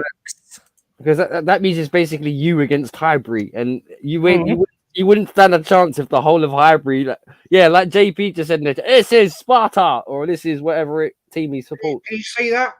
I can see it. I can't see it very well, though. Yeah, I can see it, but it's fading because of the green screen. But yeah, I believe you, Jazz. I see it. Yeah, I see it. What a load of shit! This is Sparta. 88, 15 Millwall Bushwhackers take on 8,000. 8,000 Gooners in the Arsenal North Bank. Are you having a fucking laugh? He's in a fucking bubble. I mean, come on, man. It's Jesus Christ Almighty. You know, I know the Bushwhackers were a firm, but 15 from the North Bank take on 8,000. The fact is, if he's referring to the Gooners, the Arsenal firm, there was never 8,000 of them anyway. There's about 500, 600 maximum. You know, firms didn't have massive numbers, right? You had a hardcore of maybe 3, 5, 600, right? But you didn't have 8,000. Jeez, man, that's a small army, isn't it? Really? It didn't have. Can you imagine 8,000 people in a firm? Yep. They're owning it all, mate. How would you ever get anywhere? No, they're owning it all, mate. If you got 8,000. Well, yeah, you're beating up every firm that comes into town. Really, Exactly. you got a small army. Nah, I mean, come on, man. Don't talk bollocks. Absolutely. I don't know. Still 1-0. It's still 1-0. You haven't missed nothing yet. I just wanted to say in my latest martial arts video, I block a sword with my pinky finger. So, you know, just come and check that out. Wolfang Division. You're going to watch me get my finger cut off tomorrow. 50. That just sounds absurd. 15 against 8,000. Like what? As far as I know, no football firm in the country ever got that big. It's the Expendables. You know what I mean? Arnie was in there as well. He was part of the 15. Look at the Arsenal fans, they're coming. Get to the chopper. That's something stupid. Like, absolutely. Yeah. What channel was that? Did you say, Jez? Tony Neri. Chuck it in the private chat. Jez. Yeah. I want to go have a look at that, please. I want to know anyone who fights or chats about organising fights should be banned for life. Absolutely. Well, it's not really a lot of point getting your teeth kicked in for your team. You know, there's dedication and there's dedication. Oh yeah, absolutely, 100%, 100%. And I tell you what, if anyone film sums up right football hooliganism the best, and I'll still big this movie up to this day, go watch Gary Oldman's The Firm. I've seen it. That was a good one. Beautiful film, that. But the worst part of it, and it still makes me cringe to this day, is when the kid gets the Stanley knife and starts jabbing the inside of his mouth without realizing what it is. And it's just every time I see that bit, I cringe. Just because it's a baby. Time. I've seen it. Actually. That film is brilliant. That is the most real firm out there because the one, you know, what's the one? The football factory. That's the biggest load of bollocks out there, those. So bollocks, that is. You know, never like that. Never like that. Nope. It's all serious. It's all sensationalism. You know, firm. That was what it was really about.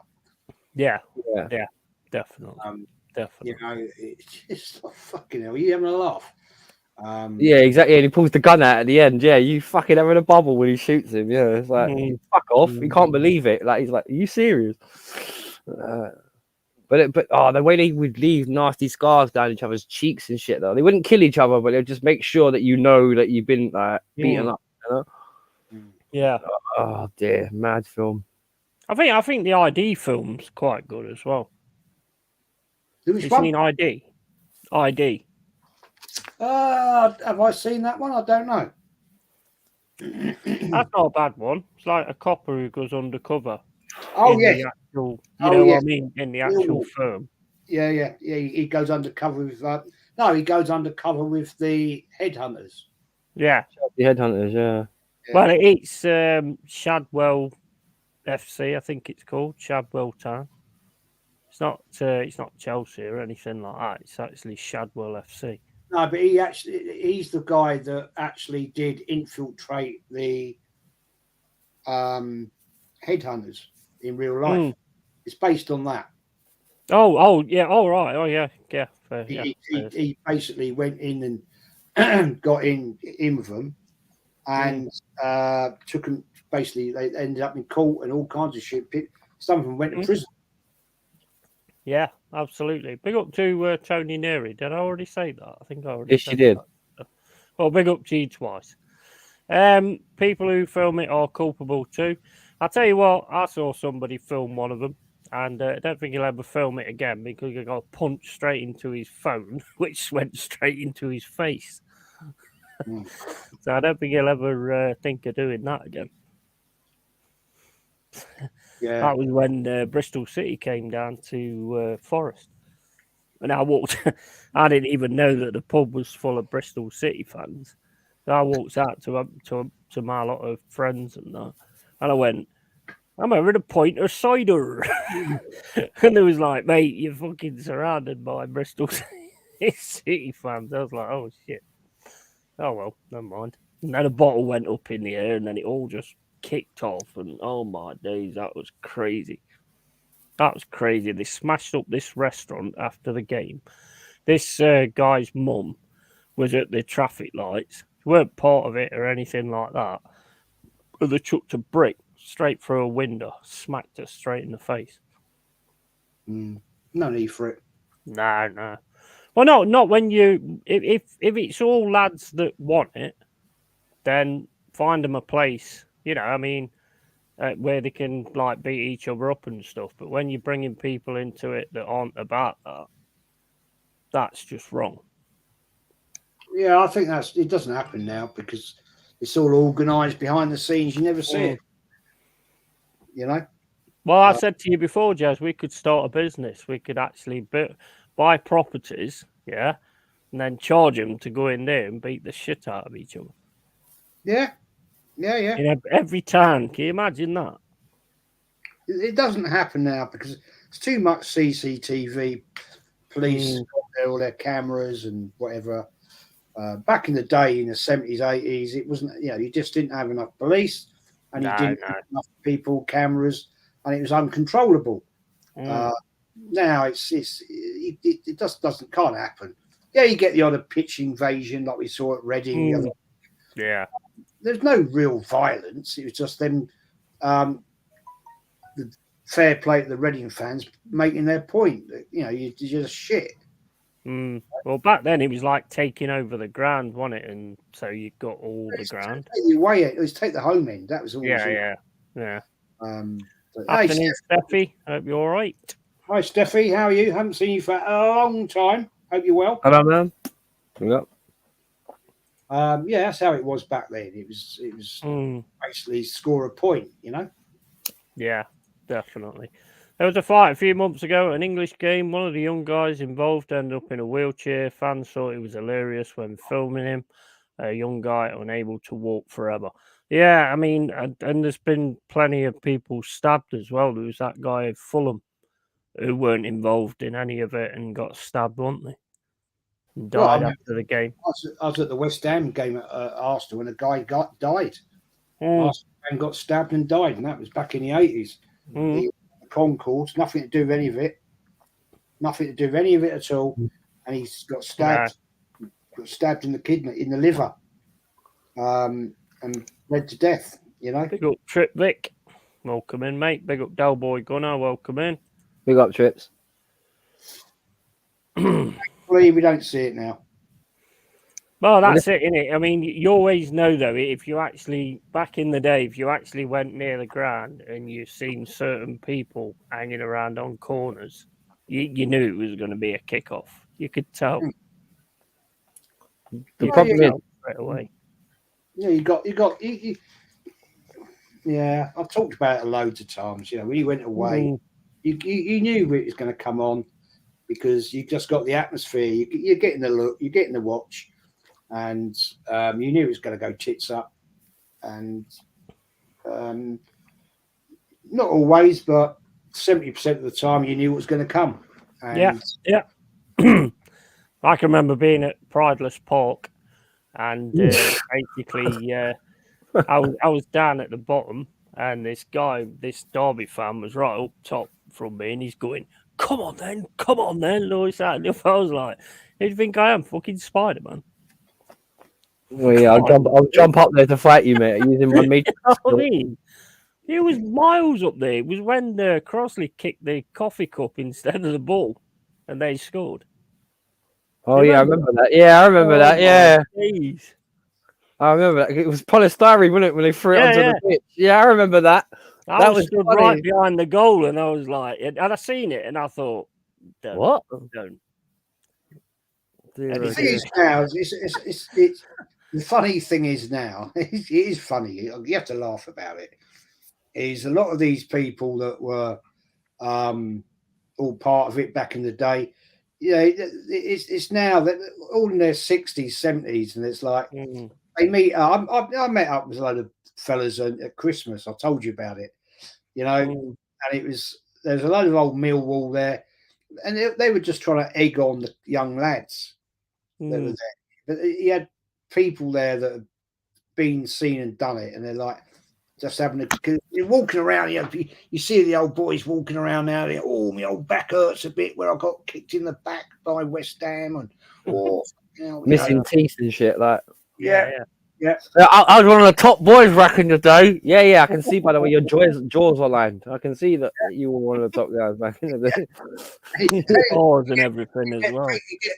At Christmas, I remember when we met up these old guys, and there's all of us and Chelsea guys, and he's going, this scar right here I've got here. He said that was Man United that was the 14th of January 1976. I remember that one, and this one here, and it's like, fucking hell, what? Like, Jesus Christ! Like, it sounds like bloody Jaws. You know, like when they're in the boat and they're going, "Oh, yeah, I got my leg bit off," and like, oh no, I've got better than that. Hold up. Well, I got a big forehead. I got you all beat. I can never hide it. Damn your scars. Fucking laughable, really. But the thing is with football violence, right? And this is the problem. Because even I saw a back end of it, because by the end of the 90s it was tailing down, but I was still going down to West Ham games quite regularly, so it was tailing out a little bit back then. But the thing is, when you watch Football Factories and all that kind of shit, or Rise of the Foot Soldier, all that rubbish shit that glamorizes it now, right? It's very different sitting there watching it on the screen, and when you got your 5-year-old in your arm and you got a massive scrap going off, and you got to pick up your 4 or 5-year-old and fucking run to the hilts before they get knocked over and stamped over by somebody that doesn't give a shit. It's this is the thing when you watch Football Factory and all those kind of shit that glamorizes it. It's like when you watch a war film nowadays. It's just they just glamorize violence nowadays, and that's what these youngsters are attuned to. Right? You know what I mean? It's all about domination and pain and humiliation and all that kind of shit, and it's just it programs these kids to be so limited nowadays. They don't quite exactly. They don't really get it. And I'm sure Americans, any of our American viewers here, would like. They kind of, you know how it used to be when you used to see kids in the 80s and the 90s in American classes. They're always doing that pledge allegiance to the flag and registration in it, right? And they're all doing all that. The way they're kind of like trying to program people nowadays, it's kind of it's scary, man. And a lot of them suck it up. A lot of them suck it up. Green Street, that's another one as well, and it's got Frodo Baggins. Frodo Baggins. That's like bollocks and all that one. Yeah, exactly. Yeah. But Frodo Baggins and what's his name? The guy who played Jax in Sons of Anarchy. Dildo Baggins. Yeah. No, that's Mark. What the guy Jax? That's what's his name again? I can't think of his name. I can't think of his name now as well. I normally know it off the top of my head. Sounds like a class program, though. Yeah, bots would be a better word. Oh, I love Sons of Anarchy, man. That was fucking awesome. I used to love Chibs, man. He was one of my favourites. Mm. Big up, Jay. Chibs was Yellowstone awesome. as well. Watch Yellowstone if you haven't watched it. That's class. Have you watched Mayans yet? Big up, Jay. Yeah, I've watched Mines. Yeah, I've watched all of it. I ain't watched that yet. I need to. Yeah, get it a watch, man. It's all right. It's good. Not as good as Sons of Anarchy, but like, you know, Sons of Anarchy was just like it's first time you'd seen that, so it's just different class, to be honest. Well, it talks about all the Irish gun running, which I happen to know a bit about as well because of my family in Ireland. Well, not me personally, I'm not involved in it, neither are they. But it's, I mean, you'd be surprised how blatant, even though you hear about stuff like that, you'd be surprised how clearly it sticks out at times and nothing's done about it. Yeah. But then again, corruption's everywhere and payoffs help. Brown envelopes, man. Get on those brown envelopes on YouTube, man. Pay us off. Yeah. Please do. It's crazy. Well, I mean, Arsenal probably offered a brown envelope to win 6-0 today. No. I don't feel it. There's no money in the world. I'll tell you what, because me and Jez were saying this while you were off, right? About how Jez was upset and I was upset about how players won when you're winning and people leave early in games that you're winning, right? Now imagine how fucking disgraced those West Ham fans would have felt at leaving at half time. Oh, 100%. 100%. I was saying before, we never left. And the reason we never left is because we wanted to give the team shit afterwards and tell them exactly what we thought. That's why we never left. I think I left one.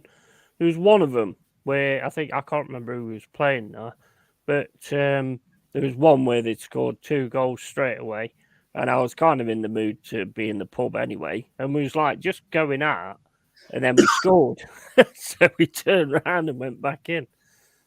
Bit of a flip-flop fan, but hey, it was only one. It was only one time it actually happened. No, but sometimes you go by the mood of the game. If it's a really crappy game and you're sitting there, because it is heartbreaking to watch a game sometimes, particularly when your team's losing or if they're getting beaten hard. Like if you're a real fan, you're just like, it's like you have to force yourself to watch it, and sometimes I just always wanted to give them stick, so I never left.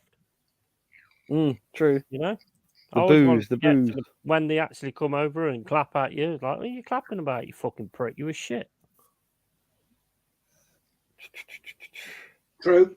And everybody did it as well. When we went out of the championship, we lost to Plymouth Argyle on the last game, and we all we was all in the crowd and we was all singing "You're Not Fit to Wear the Shirt" at the end of it. Yeah, that's true. And the players got that as well. They came out afterwards.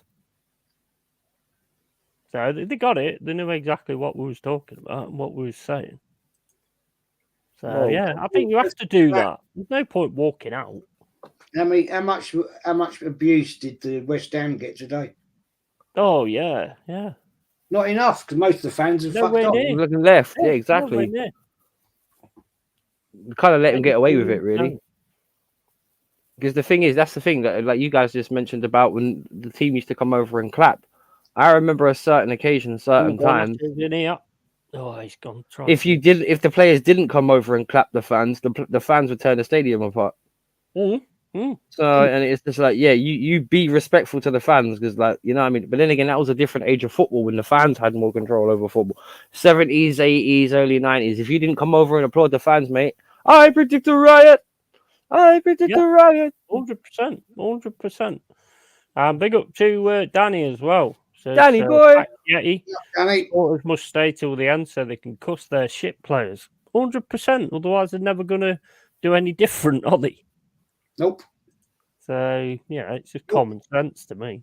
All right, can I just say one thing? There's people in the chat, right? I know a lot of people want to cook Tony because he's a West Ham fan, but if it's true and he has been doing the good mate thing, back off the guy. Yeah, you know what I mean? Because if you've had a day where you've actually had shit go down, you've had to be there for someone, the last thing you want after a stress-filled day is someone coming up to you going rah rah rah rah about your team. Like on a grown-up one, nah.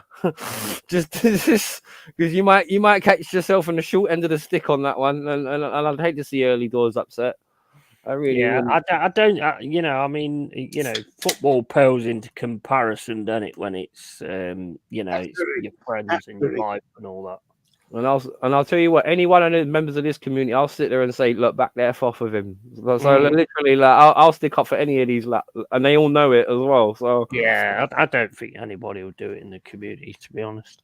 no, I'm just saying, give him the benefit of the doubt. You know what I mean? Like he's had a rough one. You know what I mean? Like in all aspects. Like the guy might just let him go on his show and probably have a good rant, and he'll be all right. Yeah, that's it. I think he'll probably want to get that done as well. You know, just Off his chest. You know, take his mind off things and stuff like that. But you Big know, up early doors. absolutely, big love, Tony, man. Tont, big love, Tont. Oh, yeah, Tony doesn't deserve this shit. Yeah, absolutely. And Rosy Flower. Flower. It's the expression. How are you, Flower? It's the old expression. Why is it question? I don't know what that means. Maybe he didn't get the question, but it used to be what they used to say in the other southern states. How you doing there, Flower? I don't know. Tony being there for 100%. Tony being there for a fan, 100%. Wolf, love Tony, good guy. Yeah, me too. Brilliant dude. Got a lot of time for him. Brilliant dude. And he's very kind. He's been very kind to me as well, by the way. And I really respect that as well because he didn't have to be, and he has been. So much love to Early Doors TV. Big him up. He's always like last Sunday when I fucking passed out and fell to sleep and stuff like that. I had like loads of messages from him and everybody else, like, you know, you're all right, mate, you're all right, and all this and the other. I tried to watch Aquaman 2 and I fucking passed out, didn't I? Because I did a private stream the night before. So I don't think we stopped the private stream till about 3 a.m. or something like that, and I didn't get sleep after that. So I started watching Aquaman 2, just fell asleep, and if you watch it, then you'll realise. So he was Aquaman, basically. It's not a good movie, mate. And no, DJ Crane, that wasn't supposed to be me doing a Southern accent. That was me explaining the metaphor. So no, it wasn't. Oh my! Oh, thanks, Rosie. Cheers. Thanks a bunch. Never Tony talks trash on other teams. He's a top guy. No, he doesn't, man. He's a strict deal with the facts sort of thing. Yeah, Gardner's always dropped to do the player ratings. Ratings with Lee. Yeah. Fucking likes from Carl Rossi. Absolutely. Make sure. Oh, the man Rossi, big up. History and more. Make sure you sub to Wolfgang Division as well. Sub to me if you can, and hit the likes. You know. We should be streaming on 3 channels, folks. Count them: 1, 2, 3. Mine, Jess's, and he's the big long head one. Make sure you're in all of them, if you can. Please, if you can take the moment, I would appreciate a sub and a like. Yeah. Oh man, they're proper shit ass in this now, aren't they? United. Oh, sorry, Mama Flossie thought. Sorry, not Mama. Rosie thought Daddy was a woman. Why? Oh right, okay. Okay, why did? Huh? Well, Dani is normally Danny as a woman. Daddy Minogue, like Daddy Minogue, yeah, I get it. Yeah, so maybe it's to do with that. Maybe. I don't know. I'll do a Mourinho, mate. I prefer not to speak. Wait, no. Have a look at Mama Flossie's reaction underneath. I am, for fuck's sake. Okay. Sorry.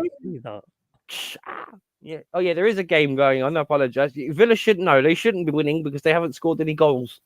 I disagree.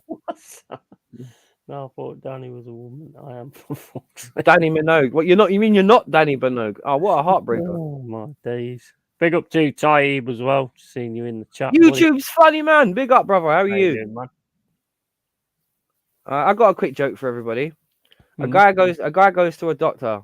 He goes, "Excuse me, doctor." He's quite an old gentleman. He says to the doctor, "Doctor, I'm not getting that pleasure out of sex anymore." He goes, "What? At your age?" He goes, "Yeah." He goes, "How old are you?" He goes, "I'm 82." He goes, "82, and you're not getting any pleasure out of sex anymore?" He goes, "Really?" He goes, "What about your wife? How does she feel?" She says, "I don't know. I haven't really asked her, but how old is she?" He goes, 80. What, 82 and 80, yeah? And you guys are still having sex regularly. And when did you notice that you weren't getting satisfaction? He goes, twice last night and once this morning. My days. 81 and 80 and 80, 82, sorry. Go on. Twice last. But yeah, Man United, yes, they're just jamming it, man. They're just doing typical United. They're just being jamming it and getting away with it. So it's like a low block United, isn't it? Well, they've scored and sat back and tried to counter Villa. Yeah, But Villa, just not really. There you go. Look, simple ball over the top. Need Villa to actually score. So exactly. Get the game on. Big up to Man Flossie putting all the links in the chat. Yeah, thank you, man. I bet she's ginning like ginning. I bet she's ginning. I bet she's grinning like a Cheshire cat, man, about that win yesterday. Can't fault her, to be honest. Can't fault her. Well, second half, they did take control of the game a bit. Yeah, yeah, definitely. Yeah.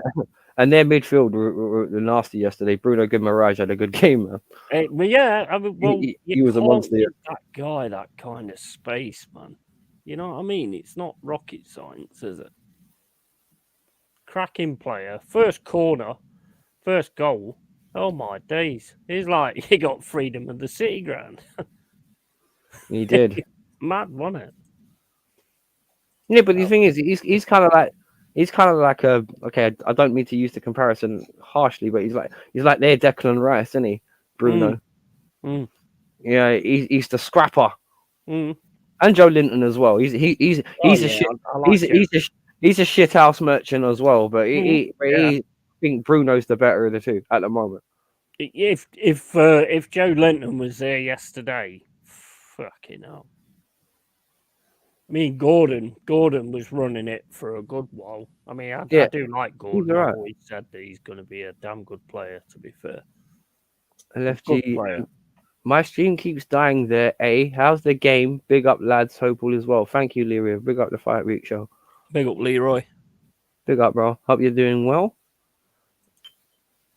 I love the Fight Week show. If you haven't seen it, go and catch their preview on Friday, by the way.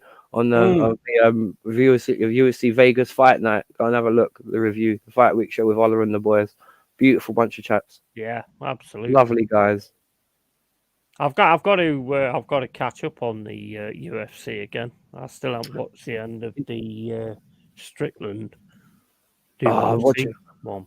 I know what happens because I saw it on social media, didn't I? So well, I see a bit. Jordan had something scrambling on social media about how Sean Strickland was sparring with Sneeko, and he literally started banging him in hardcore, and you could see how like gas Strickland got off of it. It's like, it's pity you didn't do it in your title fight, mate. Yeah.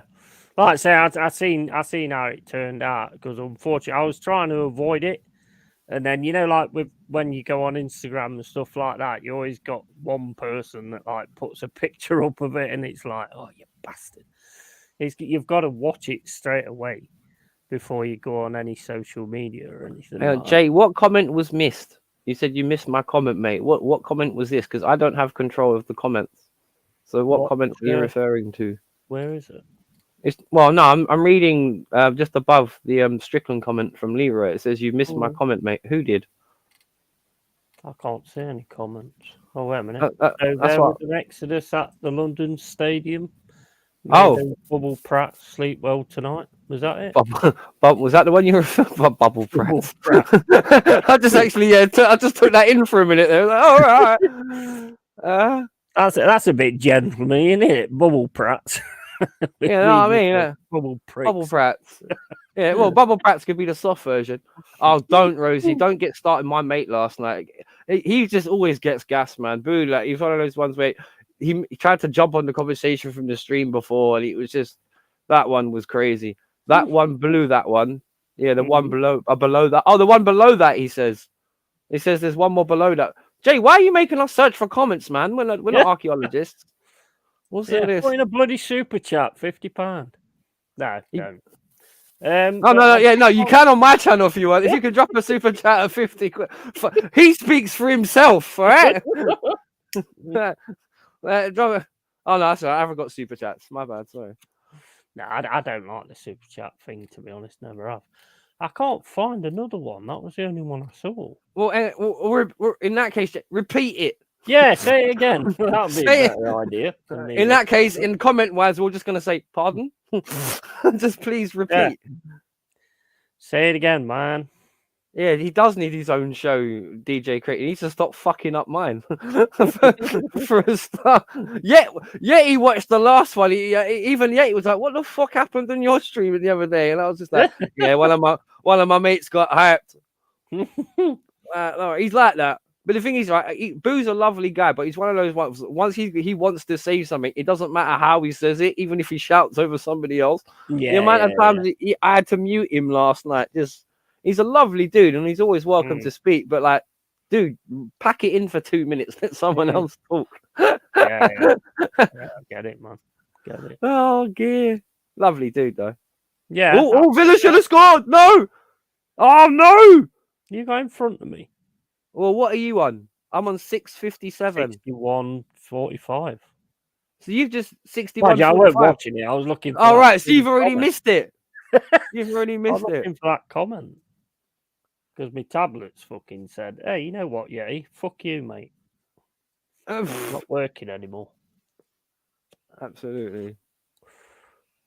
My hands are out. I'll surrender.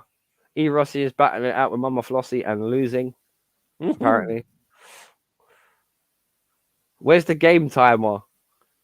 Hey, wait. We are not your slaves. Get your own fucking watch. Game timer. Where's your game timer? Like, we're not as professional. No, Leroy is just technical. That's why he's having a go. It's not my stream, by the way, so it's not my timer. Don't have a go at me. And don't have a go at Yeti either, because we don't do timers. I'm a rookie. I don't know why. Yeah, we are. We are truly amateur. Like, I will speak for both of us when I will say we're both cack at it. Absolutely. In crap, we trust. It's 62.49, Jay. It's 62.50, Jay. It's 62.51, Jay. There we go. Oh no, that was Leroy. That was Leroy that was saying that. Leroy. Jay says, if Villa lose today, their fairy tale is well and truly over.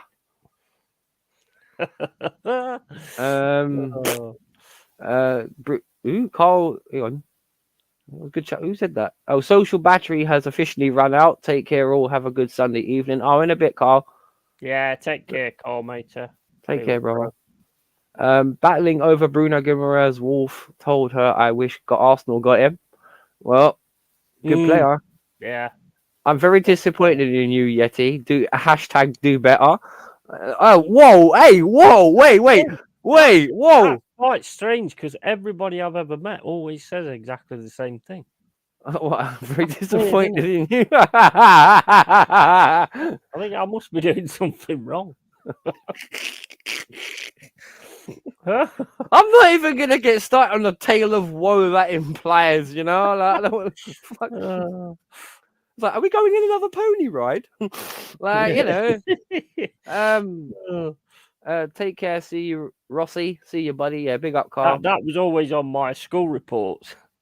He does well. He must do better. Exactly. Jay says at the question. Jay ? Take care, Carl. Says the Mama Flossie. Have a top evening, Carl. Says Danny Minogue. Yeah, have a great evening, Carl, mate. Sevilla 1-0 up. Says Rosie. Fight week showcase. Laugh out my loud. Just like my parents. Oh dear, yes. Right, it's only me.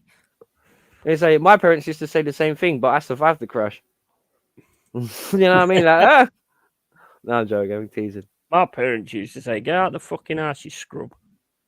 Well, that's like the old joke, isn't it? I want to die like my grandfather, peacefully in my sleep, not screaming like the passengers in his car. When I was 5 years old, they said, "Go out and get a job because you need to pay rent."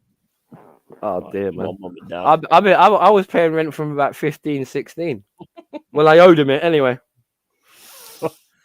I can remember my first wage, and I went to this music place called Frank Sisson's, and I just bought 15 CDs.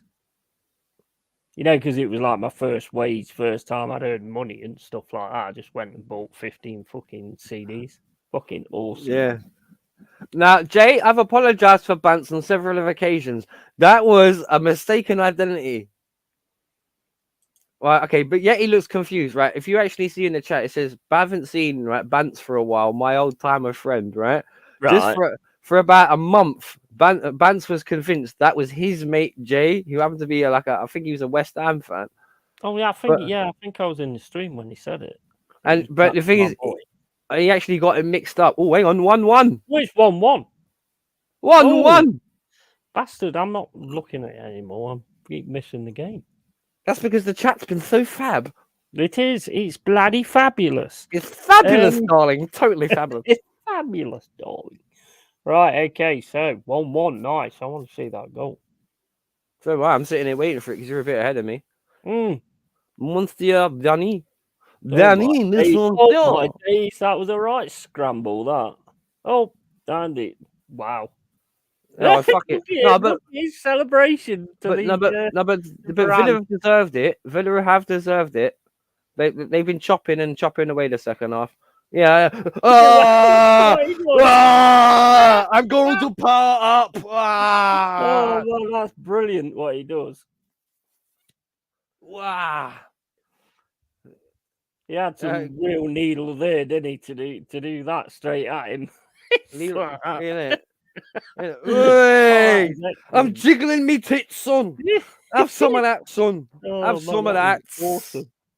If you're a page 3 guard, I've been loving that. Sorry to the ladies in the chat. Sorry, I apologize. But that was a crazy celebration. I don't know what. I don't know. He kind of did a full quagmire, really. He got on his knees and he gave it the giggity, the quagmire machine gun, as I call it. I don't know what that was. That's the more I see that celebration, the weirder it looks. It's kind of weird, isn't it? It's kind of weird. They must have been giving each other shit or something. You know what I mean? All game or something. So I love it. I love look. Like I do as well, but I just don't know why it's like a full tit shake. I don't know why he did it. That guy's been watching OnlyFans too much, bro. It's affecting his celebrations. Oh dear, the little jiggle. Fair enough. Come on then, Villa. Let's see what you've got now. Yeah, because they do deserve to be level. I will say that going back onto the game, because the thing is they've had control of the game, but United were just being so jammy and getting away with it. That's why I kind of lost interest in it. But now they've finally been punished. So United's got to come out now, and they're still sort of staying in their formation and everything. Oh, here we go. Here we go. Yeah, let's just see what Villa can do. Now they've got their tails up. We'll see what they can do. Bound chicken, wow. Definitely. Well, they're proper getting into them. Oh my days! Is that a bad one? All over him. Fernandez make it. Fucking Fernandez gets straight back up. I'd book him for that, you know. You know, when they go down and play like it's a really bad injury, you know, they're really badly being caught. Yeah, stimulation, as they call it. Stimulation. Yeah, stimulation. Yeah, but we had the best example of that last week when Chilwell dived against Liverpool. Fucking hell, that was horrible. That was. That was terrible. Clear to see. They just got to do it all around the board, though. Just, you know, referee to the basics of football, the football rules, and then I don't think anybody would be pissed, to be fair. Yeah, just get it right, innit? Just get it right, yeah. No one can another card. I don't see where that's just gonna confuse the refs even more, that is. Yeah, give Fernandez a blue card. Blue card, boy. Go sit in timeout. Who do you reckon is going to be the first one to get a blue card? I mean, what's it for? Like dissent? Well, as far as I know, it's basically like it's like treating them like children. You're sending them to timeout, basically. Oh, that was go at you. Go and stand in the corner, face the wall for a minute and a half, and tell me what you think about it when you've done. You know, what I mean, that's the kind of shit we used to get in school, man. Go stand in the corner for 10 minutes. That's just pathetic, bro. Yeah. Definitely. Yeah. Because one thing about it is that in all the other sports where they have a kind of like sin bin or whatever, when you think of hockey and stuff, there's actually a lot more hockey players on the pitch than there is for a football match. Yeah. So isn't it 13 in hockey, right? If you, I think you get like a 5-minute major and 2-minute, 2-minute penalty as well. But I don't think it's going to work in football, sin bin. Ooh. I think it's going to be unfair, to be honest. It's open to corruption as well. Yeah, it is. But then again, the whole game's open to corruption. Yeah, but all you're gonna do is just give more teams excuses. That's all you're gonna do. Of course you are. Of course you Oh, are. we had a player blue carded and he was sent off for 2.5 minutes, and the goalkeeper couldn't get his thumb out of his arse, and Yeah, that was obviously hope for us. You imagine like last week, the Arsenal game against Liverpool, 3-1 up. And then 2 of the Arsenal players get in the ref's face and get a blue card and sin bin. That will change the game altogether, won't it? Well, yeah, of course, because Liverpool will be on them because they're 2 men down. So I don't like it. I think it's I agree with Klopp. So you're making a very simple game complicated. Yeah, of course. And like with everyone said, I know with an ounce of common sense, they can't get the yellow card and the red cards right. So why are you giving them a third color to worry about? What's the point? Yeah, cards are already there, mate. They're just not using them. If somebody runs at the ref and gets in his face, just give him a yellow card. If he does it again, he gets a red. So red, exactly. He won't run into your face if you book him. And if he does, you get the dress sending him off. So there you go. Yeah, absolutely. It's just they make it so I mean, it's same as like the offside, and they let play carry on and all this kind of stuff. I mean, I just don't. Just call it when you see it, because you could have a player, which has actually happened according to Kenny.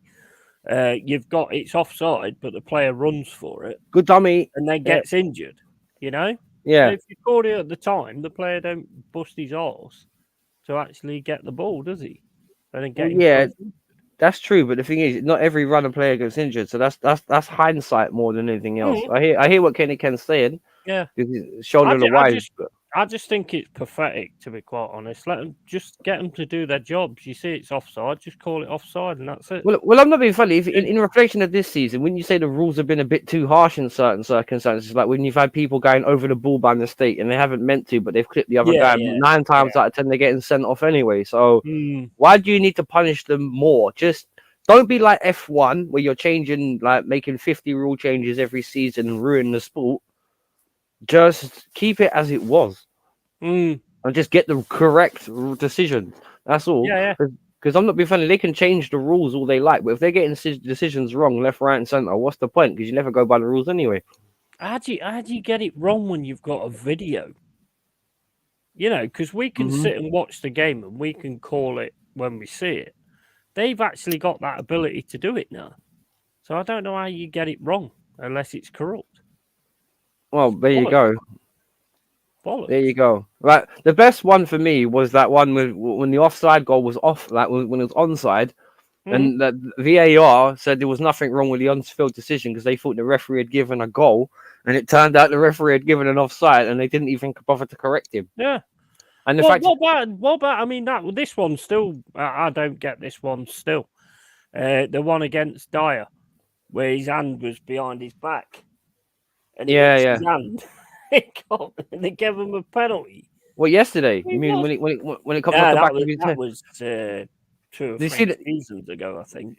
No, but you see the one yesterday when I can't remember whose penalty it was, but literally the defender has his back to the ball and it comes over the top of him, and from behind it comes out of his head and smacks his hand, and it's a penalty. And it was just like, what? Like the guy didn't even see the ball. Like he never even saw it. He wasn't even looking at it. It was behind him, and it come over the top of his head and landed on his hand. And it was just I'll tell you one question I want to ask you though, right?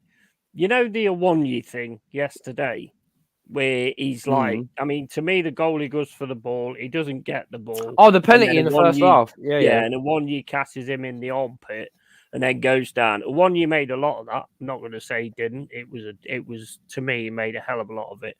But one thing I will say to you, if that was Salah or Jota, do you think that's a penalty?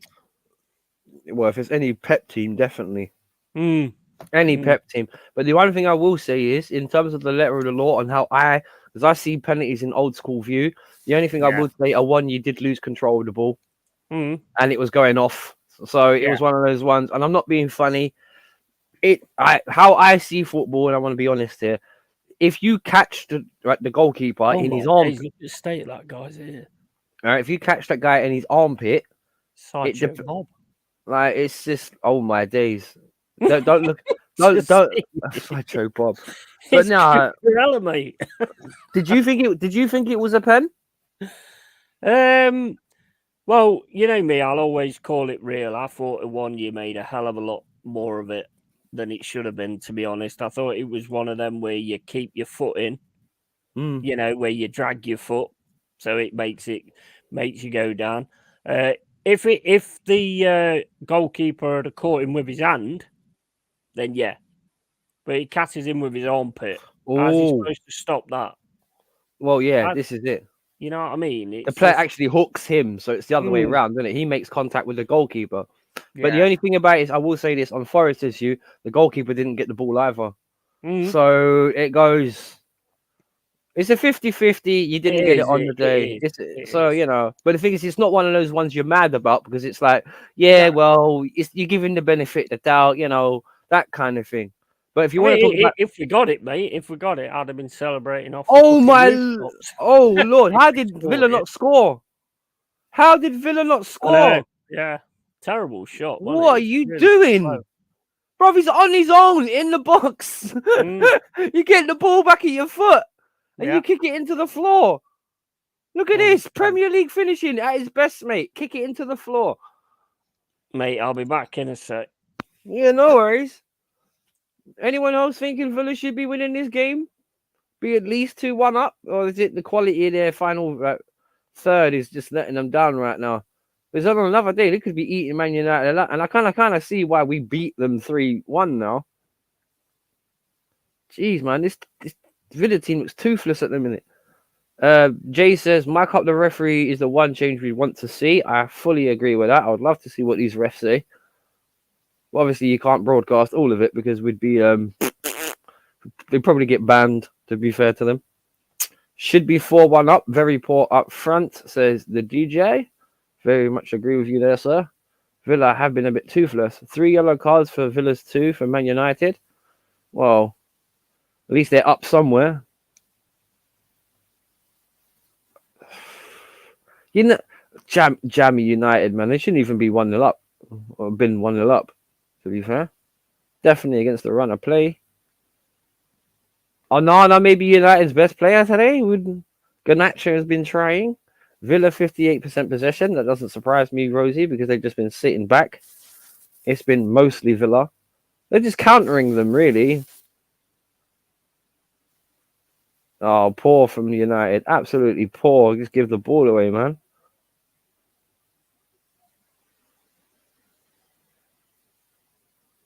Villa with a throw. Sorry, I'm a bit if I'm lagging behind anyone. 78th minute. Then again, a draw wouldn't be bad for everybody else. Villa United draw wouldn't be horrible to those around them.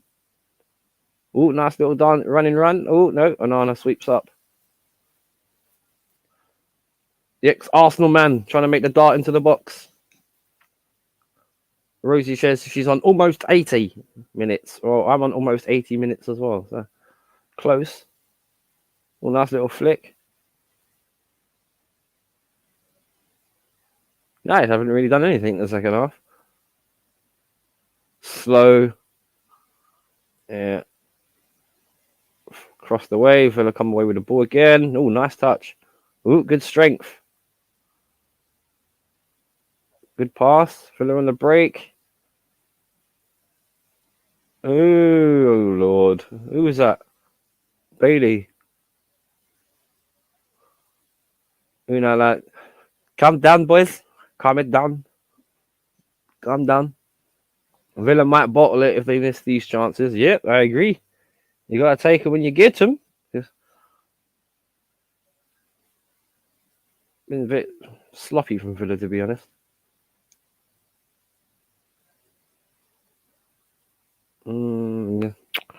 Slabhead. to Varane. Varane running up the pitch. Garnacho. Bloody hell, you can see that blonde hair a mile away, can't you? 1 would be 1-1, says Rosie. Should be at least 3-1. I agree with you, but the scoreline don't lie. Villa have been poor up front. That's the one stat that never lies, the scoreline. Again, United just slow, trying to kill the game off a bit. Yeah. Not really any movement from United. Everyone's static. He's running one way, runs the other, turns around, runs back, passes back to the guy he just got the ball from. This game is dead. Yes, I agree with you, Rosie. It's nothing like the Arsenal game earlier. At least that was entertaining. Not been a bad game, but it's just been one of those edgy guy kind of games, like edgy guys. Everyone doesn't want to lose. Everyone wants to save face. No one wants to lose.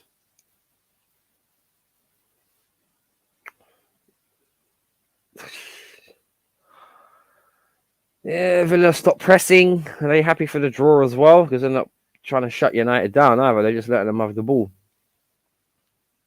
Here we go. Starting to press maybe a little bit. No. Back to Anana.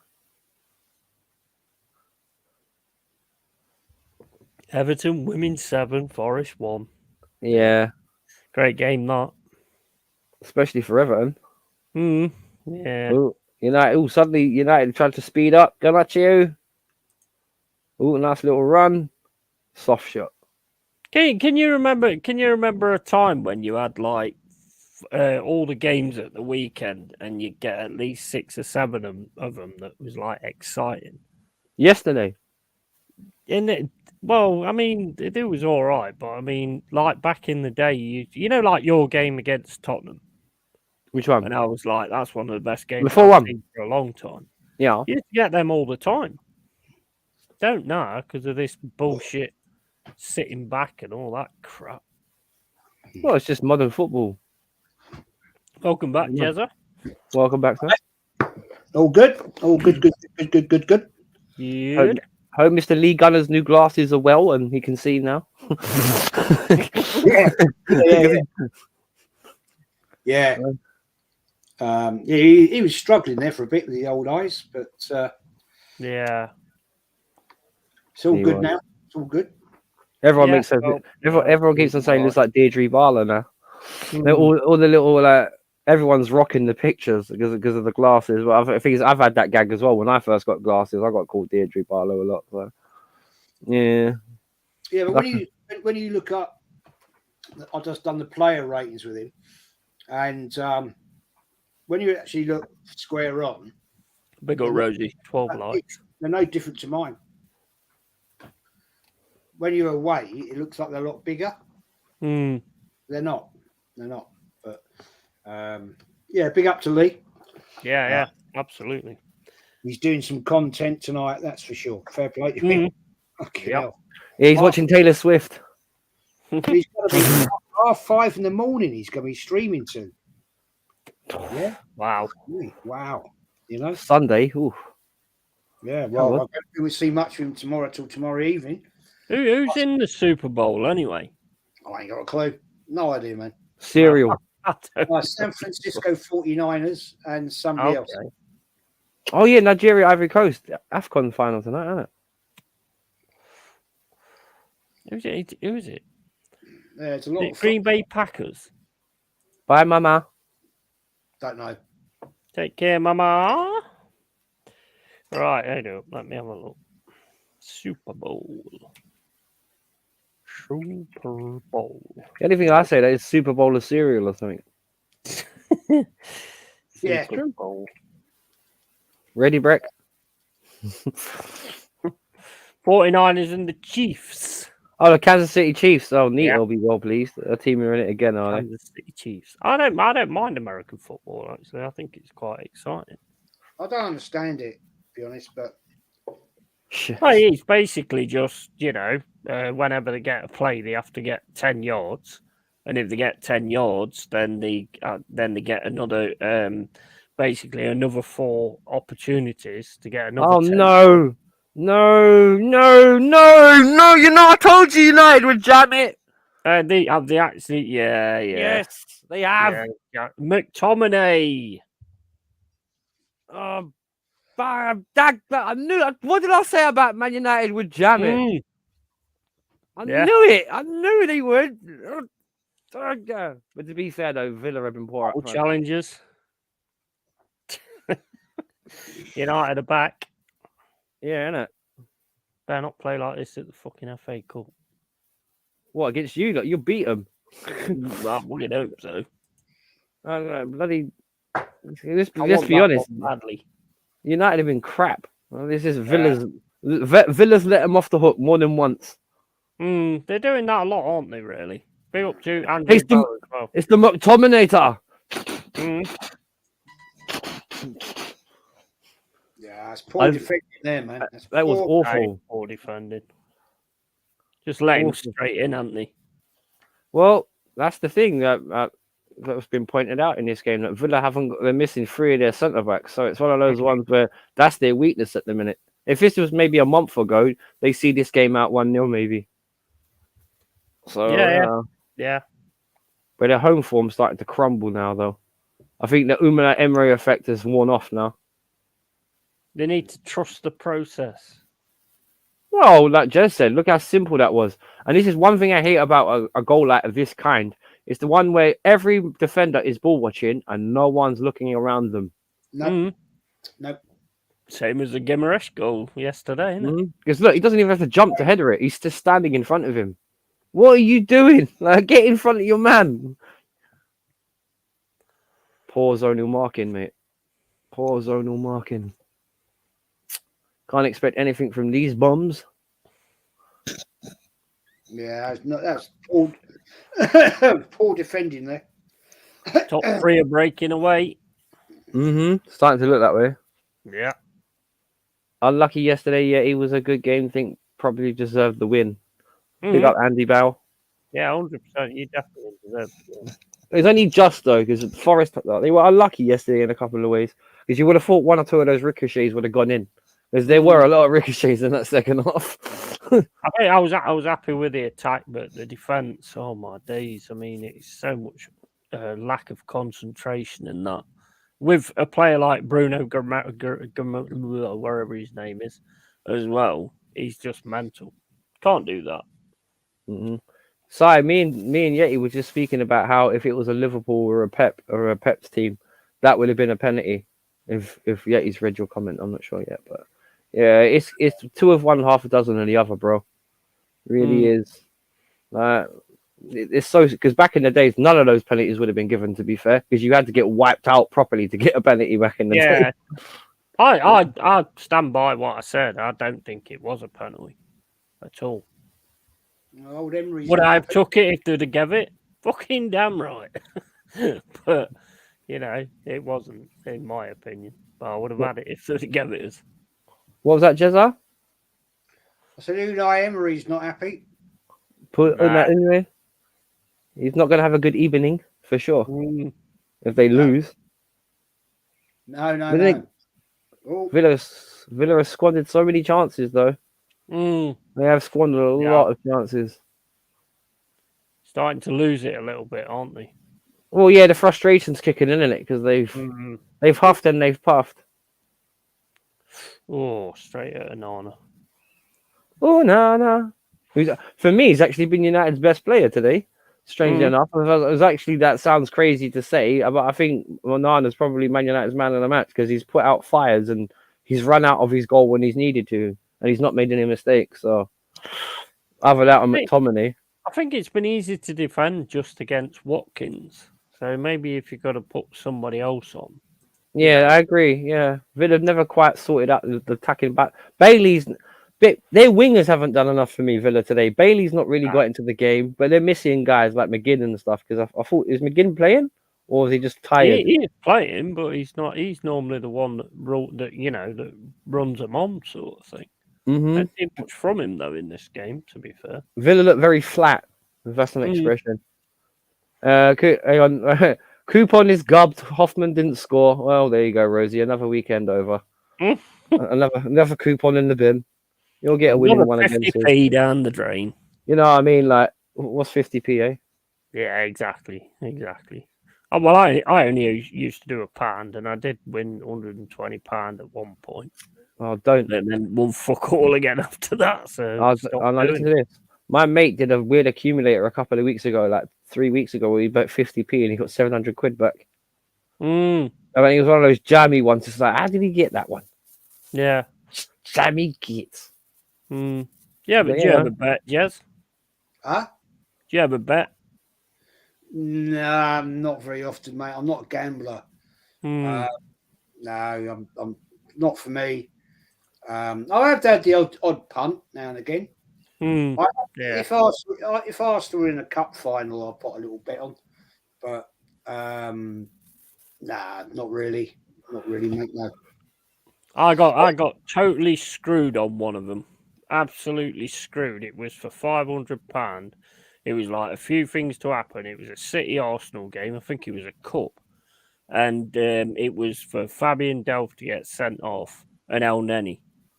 Yeah, and Fabian Delph got sent off, and then Set El off. Neni was kicking the shit out of everybody and just never got sent off. Kicking the shit. Mm. He must have He thought he did was bottom. something at the end, which was a terrible tackle, and didn't get sent off. I was like, come on, 500 quid, and they just didn't do it. And I was like, you bastard. Bet I always- 365. Sorry. I always have a bet on the Grand National. Yeah.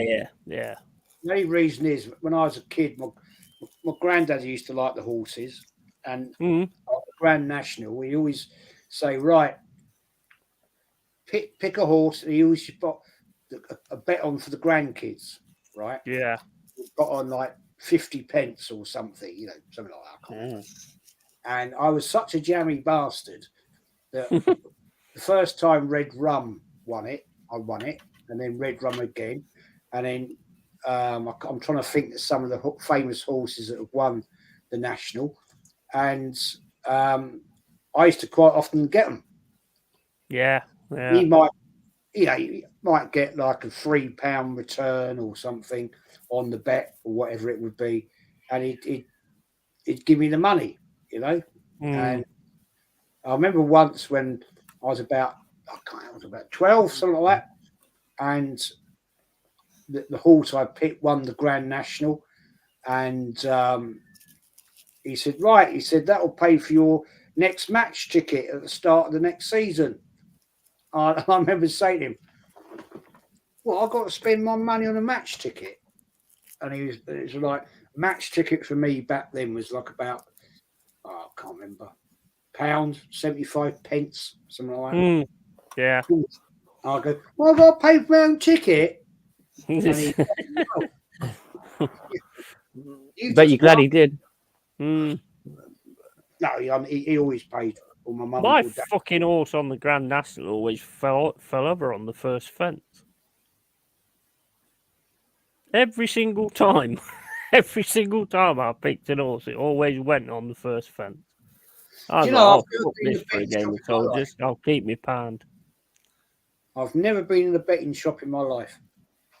No, I've never been in. If I want to put a bet on, I know quite a few people that have what accounts, gambling accounts, horse racing and all that shit. And if it's the Grand National or the FA Cup, I'll say I'll put it was 5 or 6 years ago where DJ.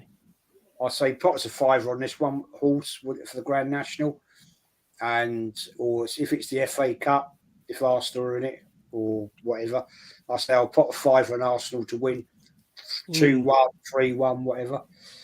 Oh, that's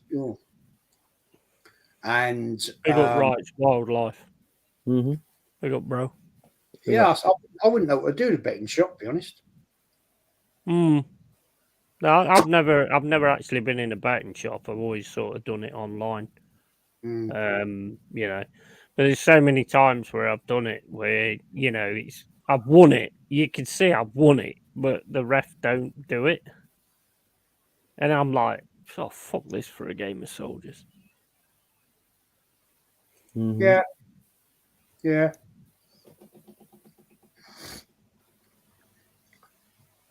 See, Well- like Sky, if you had like a bet on a certain player and the player got took off in like 10 minutes with injury or something, they'd give you the money back.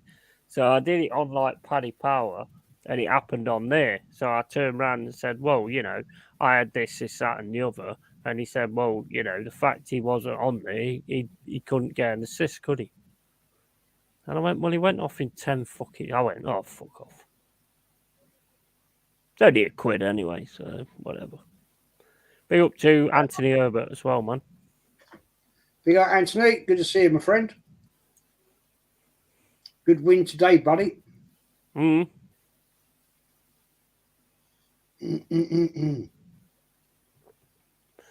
But Kenny was an happy chap, wasn't he? How far is like West Ham from where he lives, and It's like not, all the London teams sort of thing? it's not that far, but it's not easy to get to.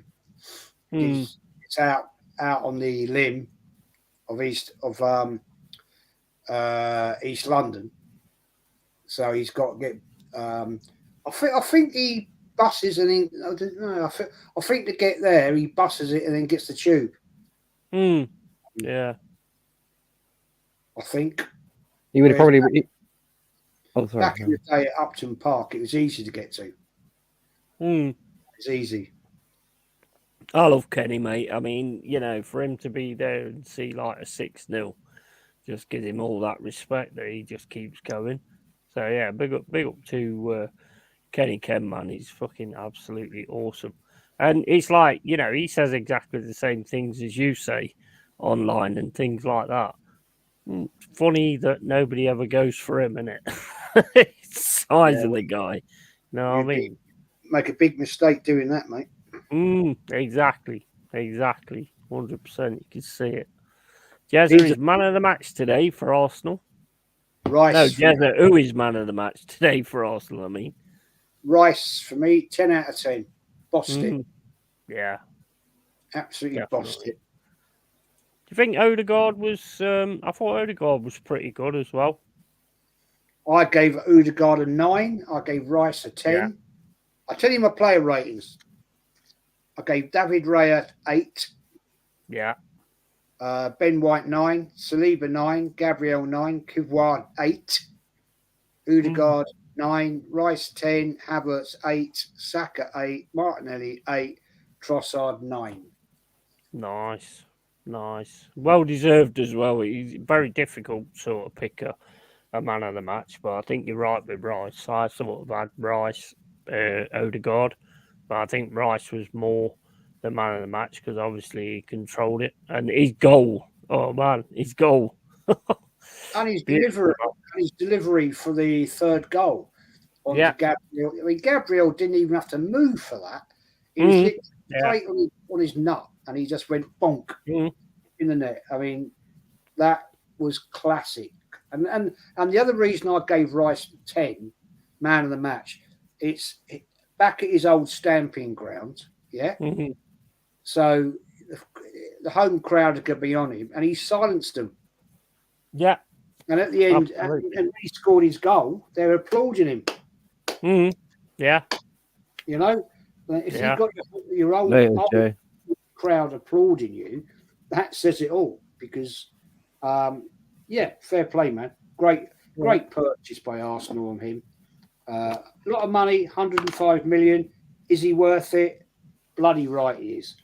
Oh, yeah, 100%. I mean, he's really starting to come into his own now, isn't he? I mean, there's been a few games now where he's been the centre point and, you know, the main part of the game. You've said it, I've said it, you know, I mean, you can see it 100%. I mean, he is a good player. I'm not sure about world class, but he is a good player. Yeah, I mean, as Lee said, Lee had his shirt on, Rice shirt on 41. He had it on backwards. He actually got it now. Yeah, Nice. I forgot about that. Nice. Yeah, I mean, fair play. And when we did Arteta's player manager rating, Lee went 10, I went 9, and Lee went, oh, why did you go 9? And I said, well, he made the right substitutions at the right time. And then Lee corrected me on a couple of points, and I went, yeah, okay, I'll concede that. And I said, the trouble is, Lee, everybody's going to say, oh, Jez just agrees with Lee all the time. Yeah. No, I don't, but I have to say,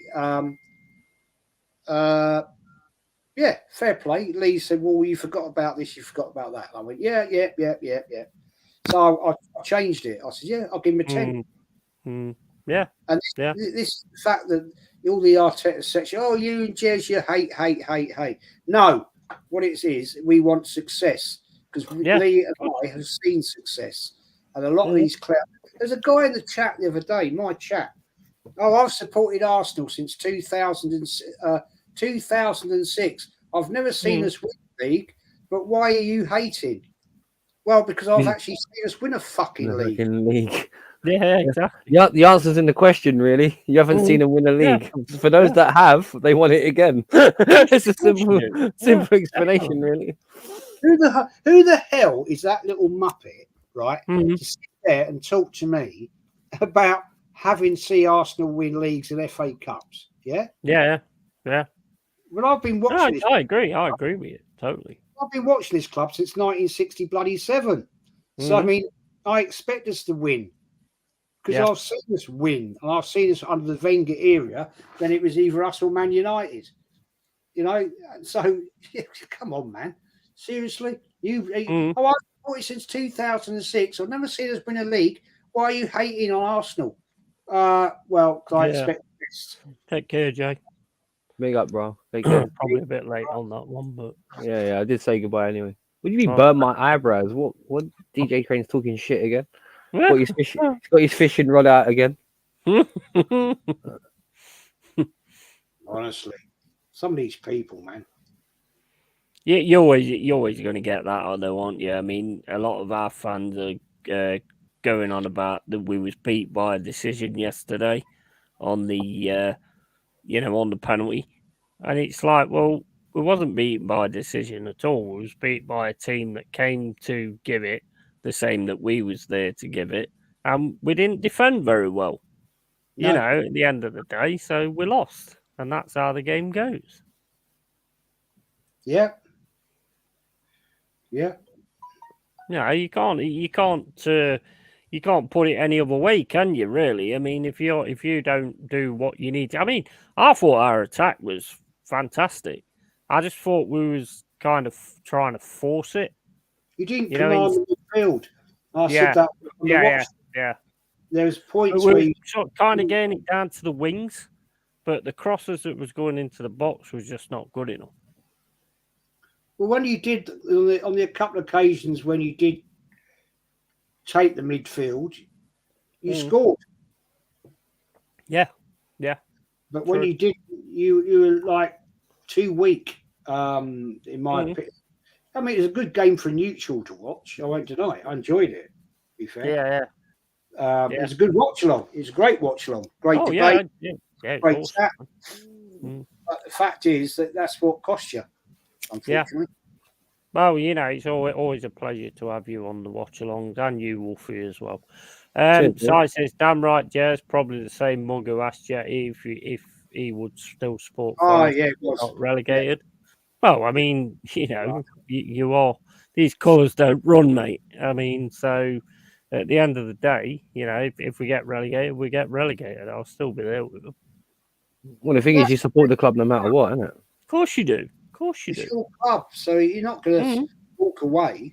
I mean, unfortunately, there are fans that do. I know there is many that once were fans of a club and they've now moved on to somewhere else. May I just say, Robbie Lyle, Luton fan. Now Arsenal. Really? You know about Arsenal, you mug. You got caught out on that quiz. Yeah. Oh man, that was embarrassing. That was. Hang on, what call out on what? Hang on, what was that? What quiz? You tell him, Jez.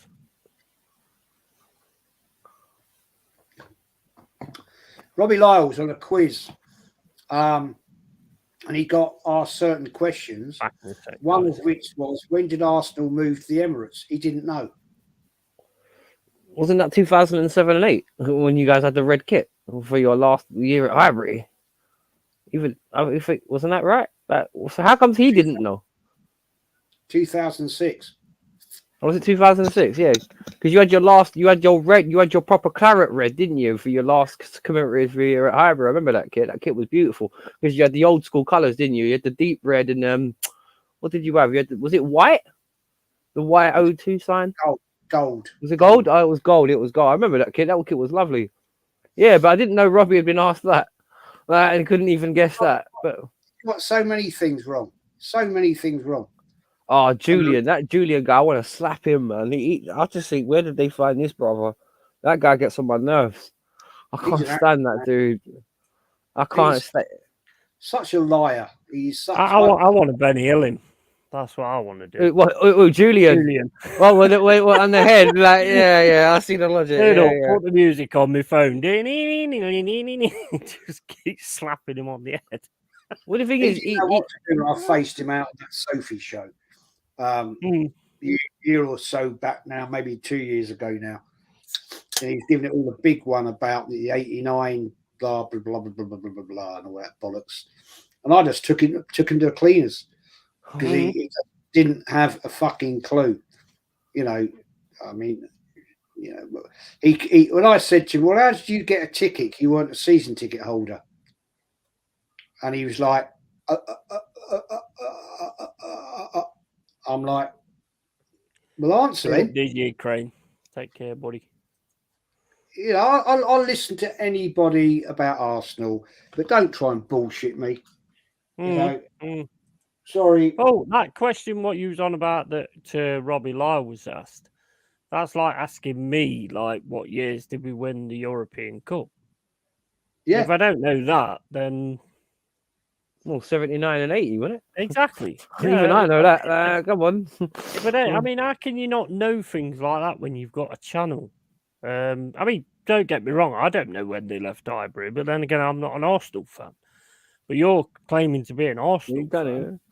And then going on quizzes, you've got to be able to answer the questions or you're an idiot. Well, even I took a guess and I was a year out. Because just as it was 2006, I said 2007. I had no idea, I'll be honest. I had no idea. No, because you remember they had that beautiful red kit. Remember that proper claret red kit they had? You remember it's a commemorative one? Do you remember that? It was like a deep. You don't remember the commemorative kit? I'm not. But to be honest, Wolf, I'm not an Arsenal fan, so I wouldn't really have took that much notice of it. So yeah, but, I mean, I've only really got into Arsenal with chatting to Jez and and all the Arsenal fans, Kenny Ken, and all this that. And before they could suck a dick, mate. To be honest. Okay.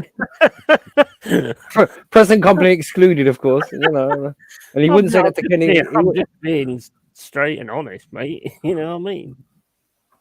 Okay. Well, admire that. You've got to admire the honesty. You can't deny that. That's fair play. Not too sure about the manners. You know how I roll. Yeah. But somebody's got the biggest Arsenal YouTube channel out there, and they can't answer certain questions. You're like, what? It's like, do me a favour, will you?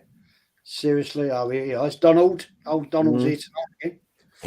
Who's Donald? Hey, wait, who's Donald? What? Donald. Donna. Is that like an angry? Again? Is that like an angry duck? Sorry. Donald, that was funny. As an Aussie, that was fucking funny. I never really followed football growing up. Question for everyone: if you could choose one game show for someone to get them into football, which would it be? Fucking hell. That is asking. Richard O'Brien from Crystal Maze. That would have been. It's not American, but from a because he would have, hello, mummy, because he was such swagger in Crystal Maze. He had a good character and aura about him. I'd love to see him play football. He'd be like a Ginola on the ball. I'd say possibly the old Arsenal Man United games because I think they was absolute quality. Yeah. They're really good games. Anybody, even a neutral, can get into them because the Keane and the Vieira thing was just amazing. Absolutely amazing. Or a Rangers Celtic game as well. One of the old ones. Yeah, I did say I wouldn't Old Firm. I'd Mentioned that say earlier. Forest Derby. We've had some like massive battles as well, but obviously that's a derby. So What's the most hate-fueled derby there is in England still? I mean, like proper like hatred still exists. I think it's Sunderland Newcastle, isn't it? Because that's actually got history of civil war. That's actually got proper history behind it. Would you say that Arsenal Spurs rivalry still is as intense as it always was, or would you say that's died down a little bit? Oh God, yeah, God, yeah, God. Now, this is the interesting point, right? Well, one, you're not a woman, so we'll get that one cleared up straight away. Lee, Kenny, and I have debated this so many times, right? Big up, Rossi. Lee doesn't get it, and I respect him for it because Big up, Donald. Lee's reason behind this, they're not our rivals because they don't win fuck all. Yeah. But as Kenny and I have said, if you grew up there Big up, Aces. in Islington, right, they're the noisy neighbours, yeah, down the road. Sorry, down the lane. Daniel. And it's not about who wins what. It's about the fact that Arsenal have the upper tier and the fact that we've won more than them and we have to keep them shut and quiet, right? And that's the rivalry, okay? And I respect any person that doesn't understand that because unless you actually lived and grew up and that, you won't get it. Yeah. Get it. But yeah, Lee was born and grew up in Milton Keynes, and fair play to him. And his argument, respectively, is well, they never win fuck all. Arsenal win loads. Well, we used to. So where's the rivalry? It's not about who's won what. It's about the passion. It's about how it was over the years. It all started in 1914 when Arsenal got re-elected to Division 1 and Tottenham got kicked out. It was such corruption. It was so corrupt that.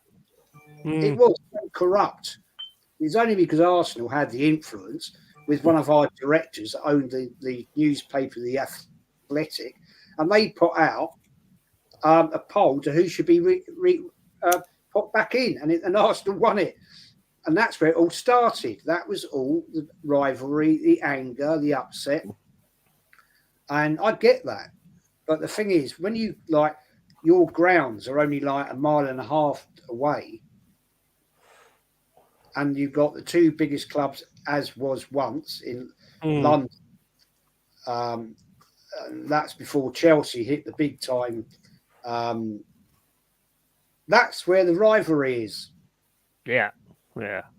And you, as an Arsenal fan, you'd never go to Tottenham if Tottenham never come down to Arsenal. You'd never go to Tottenham for a drink. You know what would happen if you'd never get Tottenham come to Arsenal for a drink on a Saturday night out. You'd get this fucking shit kicked out of you. Yeah. And that's the rivalry. That's what it's about. It's the blood. And I get that. A lot of people don't see it. A lot of people abroad in America, wherever, they don't understand because they've never been there, never lived there, never grew up with it. And I respect them for that. But well, I mean, you can research these things, though, can't you? I mean, obviously, the main part of our rivalry is Brian Clough. You know what I mean? Which is why we have like the Brian Clough Trophy whenever we play against each other. Daniel Garrett, big up to you, man. He says, which team do you support? I support Nottingham Forest. Wolfie supports Chelsea. And Jez obviously supports Arsenal because it's behind his back. So, yeah, big up to you, mate. And he says, do you like Bukayo Saka? Sorry? What? Do you like Bukayo Saka? Do you like Bukayo Saka? Saka. Yeah. Yeah, he's a quality player, man. Quality player. I think he sometimes needs to up it a little bit, stop doing the same moves that he gets caught out.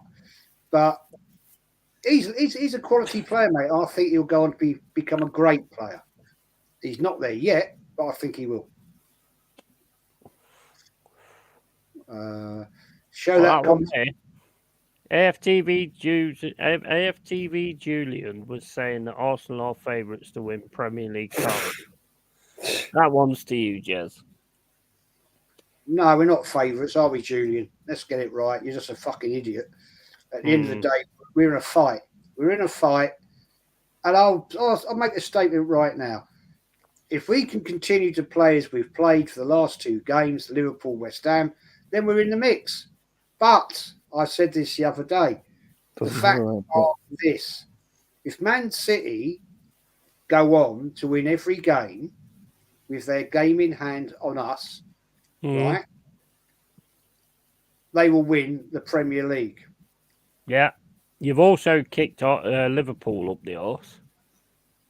So yeah, they're but starting to get it right now. Liverpool on the same games as us. Man City have got a game in hand. If they win that game in hand, they go top, right? Yeah. So we've got, even if Arsenal was to win every single game from now to the end of the season, and Man City did, they win. Yeah. Oh, yeah, Man City, like Danny says, Man City are favourites. Yeah, it's in their hands. That's the reason why. It's in their hands. It's like us Arsenal last season. We had it in our greasy little hands, but we threw it away. Man City came and took it off us. Now, the question I'm going to put out there, and this is what I said earlier, are Arsenal players mentally stronger? Yeah, do you have the mentality? If they've learned from what happened last year, then yes, I would say we're in the mix. We're not favourite. You can't say anybody at the moment is a favourite because Liverpool, Man City, Arsenal, we are the three that are going to fight this out to the end of the day. And one of the three of us will win the league. Well, one thing I would say on that note, Jez, is there's two teams, Man City and Liverpool, that have the mentality to see it through. Won it we before. don't know if you have not yet. That is my point. I just said, if Arsenal have learned anything from last season, it's whether they are mentally strong enough to see it through. Yeah, absolutely. Would help if Arteta played the same team from last season as well, which he doesn't, because that Partey was taken out of it. Rice was put in there. Jorginho, Kai Havertz, so they've all been in and out. Odegaard's been up and down. I do think if you're going to improve a system from last year, why do you go out of your way to actually make it worse? That's the one thing I can't stand about Arteta. And we all know, like, Partey's got that case on him or whatever. That's why you don't play him. But seriously, until it's proven one way or the other, forget the PR schemes, man. Play your strongest midfield. Do you know how many games Arsenal could have bossed with Partey and Rice in that midfield?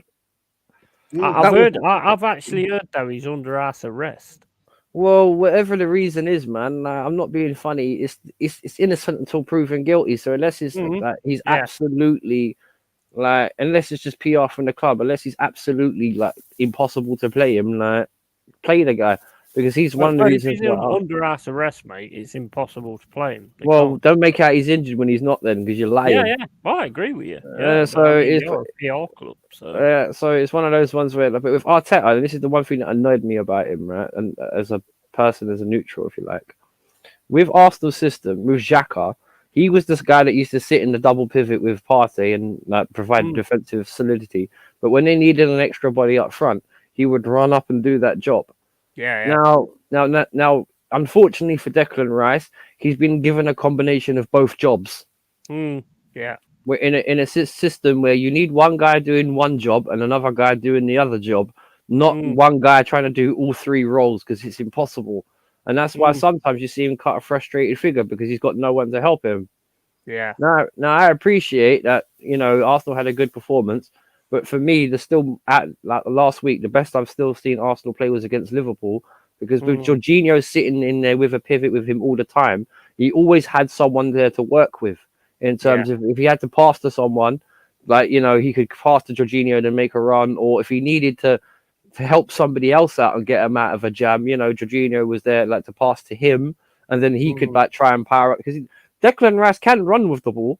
And that's one thing that he used to do for a West Ham. It doesn't quite does as much as Arsenal. You don't carry the ball out of midfield as much, but I do think in terms of like his goal scoring, they can get a bit more out of him. Definitely, look at that shot. The guy can shoot from distance. Oh Look at that shot. yeah. Look at that shot from and so could Partey. So I do think when it comes to the balance of the system, he's got the balance off a bit, and it's just he's never really.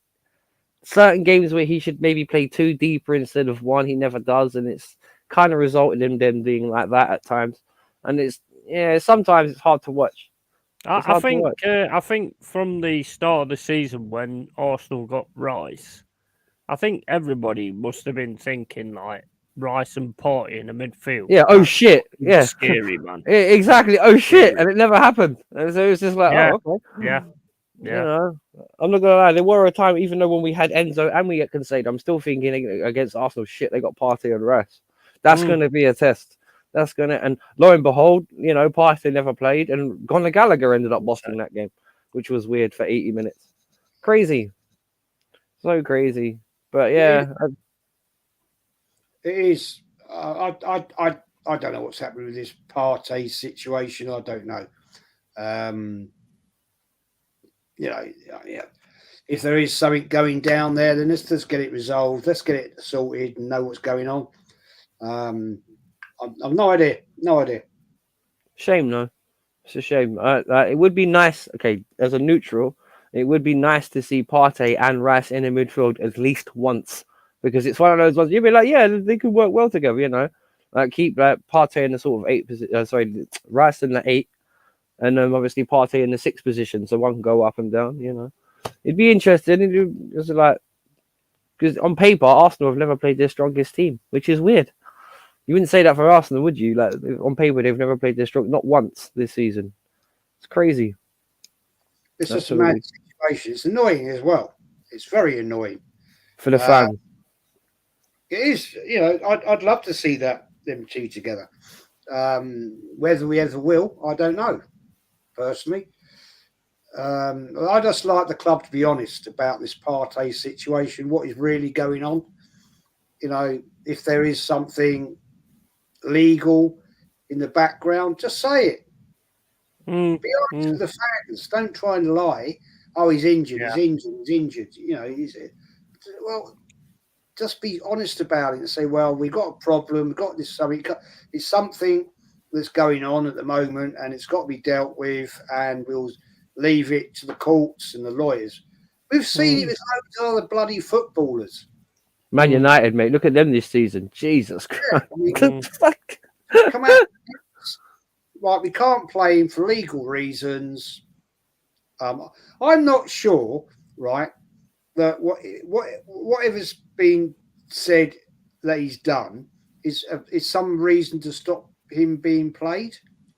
That's what I was saying. Yeah, unless you know definitively the guy's guilty, let him play. Yeah, well, I mean, if he's under house arrest, like I say, I mean that makes a different story. But like you say, but look at Mendy. Yeti. That guy. Yeah. I don't believe he's under house arrest because that would have been out in the papers by now. Yeah, that would have been all over the shop. To be fair, you're never, ever going to keep that. Somebody's going to leak that. You know what the tabloid press are like. Yeah, they're going to find something out, or they're going to put it out. And I don't agree with that because at the end of the day, when you've got a big named club like Arsenal and you've got a player that purportedly has done something wrong, you know, something's going to leak. Look at Tony Adams. Like when he came back, he was still as loved as he was before that. So it's it's not really a big deal, isn't it? You get on with it. You know, it can't be that bad because obviously, like Jez said, it'll be all over the place by now. And again, it's unfair for the fans because, you know, I bet this guy's still collecting a wage at house arrest or not. You know what I mean? And I bet he's still getting how much is he on? 200 grand a week. Something like that. Something like that, isn't it? So if he's under house arrest and he's not playing, does that mean he's not getting his wages either? I don't fucking think so. No. Yeah, So exactly. because if you're gonna cut it, then you're on full suspension, no pay. It goes both ways. But I will say this: look at what happened with that Mendy thing. The Man City player. For 2 years they had him on scrutiny. He never played, and it turned out the guy was innocent. So it's like, and this ruins careers. This actually ends guys' careers. So it's one of those ones where I'd hate to see the same thing happen to Partey because he is a good footballer. Oh yeah, he's class. Him out of it hurts the game more than it helps it. So on that basis alone, I'll just simply say, hopefully it all gets sorted out. And okay, Rice better than Rodri has to prove that, mate. Just my quick take on that one. If you've seen that question. Oh yeah, I just seen it. I'm not. Please don't mention AFTV here, please. We've been having such a wonderful conversation. We don't need PR puppets, please. Rice better than Rodri? I wouldn't go that far. Would you? I wouldn't say that. Rice has got different attributes about him, that's for sure. As an all-rounder, I have to go with Rodri right now, if I'm going to be honest. But, we know what AFTV and some channels like to gas all these players up. I'm sure there'll be certain channels saying that Nketiah had a great game today. Well, personally, he didn't. I gave him a 6. No. He had opportunities. He didn't. No, he didn't take the opportunities. On Tony Claude's, there was a great opportunity. He passed the ball. Odegaard passed it back, and he's not in the right bleeding place. He could have slotted. He could have slotted that goal, and that would have been 7-0. No, he's in the wrong sodding place. Yeah. So no, that guy's not the levels. And Jez, question, mate. You and Wolf as well. You first, though, Jez. Are you worried about Tottenham? No. No? No. Think going to fizzle out? I don't think they've got enough in them to actually damage us too much. Okay, they're 2 points behind. But I said, look, we're in a fight now. We're in a proper fight. Right? So at the end of the day, it's Arsenal's to throw it away. Yeah, of course it is. If we throw it away, then okay, Tottenham will be a threat. But right now, sitting here after that performance, the performance last week against Liverpool, no, I'm saying Arsenal are in a fight. Yeah. It's now down to us. We've proved ourselves today that we're not going to be. We are serious contenders. Yeah, and I'm sure Man City will watch that game. We got them in a few weeks' time. They're going to be saying, we got to take these people seriously. Yeah. And that's going to be a hell of a game. I'll put it to you right now. When we are away in Man City in a couple of weeks' time, that is a 6-pointer. Oh, yeah. We're away at Man City. We're away at Man City next week. Yeah. Do you a favour. If we beat them at want to, but that put a whole different perspective on the league title. It does. Yeah. And that is where we'll see the mentality of the Arsenal players.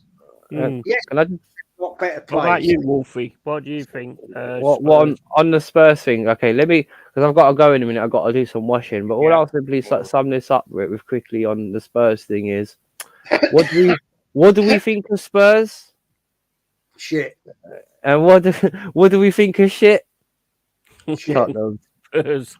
Exactly. So they're a dead club. I don't even need to be saying that because we're in a far worse position. No. I think the funny thing is, because I will say this: they were lucky against Brighton at the weekend. This weekend, they were lucky to score that goal. They had a bit more help, extra time than what they should have had. They were lucky. Johnson, mate. And that was with their best squad. And I'm not being funny. The last time we played Brighton, we absolutely polished them 3-0.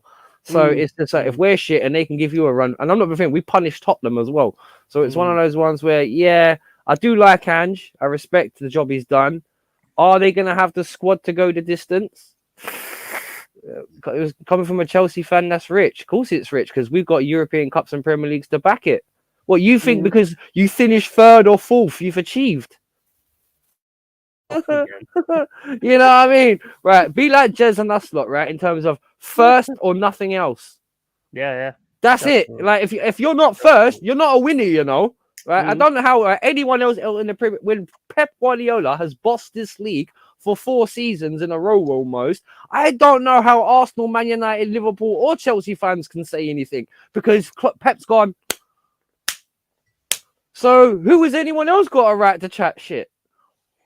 Other than like realistically, other than City, no one really in it because we've all been slapped up and they've done a treble. So you know, thank you, E Rossi, big up. Second place is first loser. Exactly.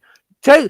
If you ask Jez, right, after finishing at any play, if he's been first at any point, like he was last season, if you're telling him, oh, take second because that's an achievement, you're downgrading it already.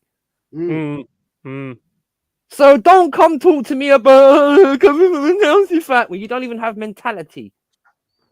All right, just please, just even Man City, even when it comes to our European pedigree compared to yours, we slap you.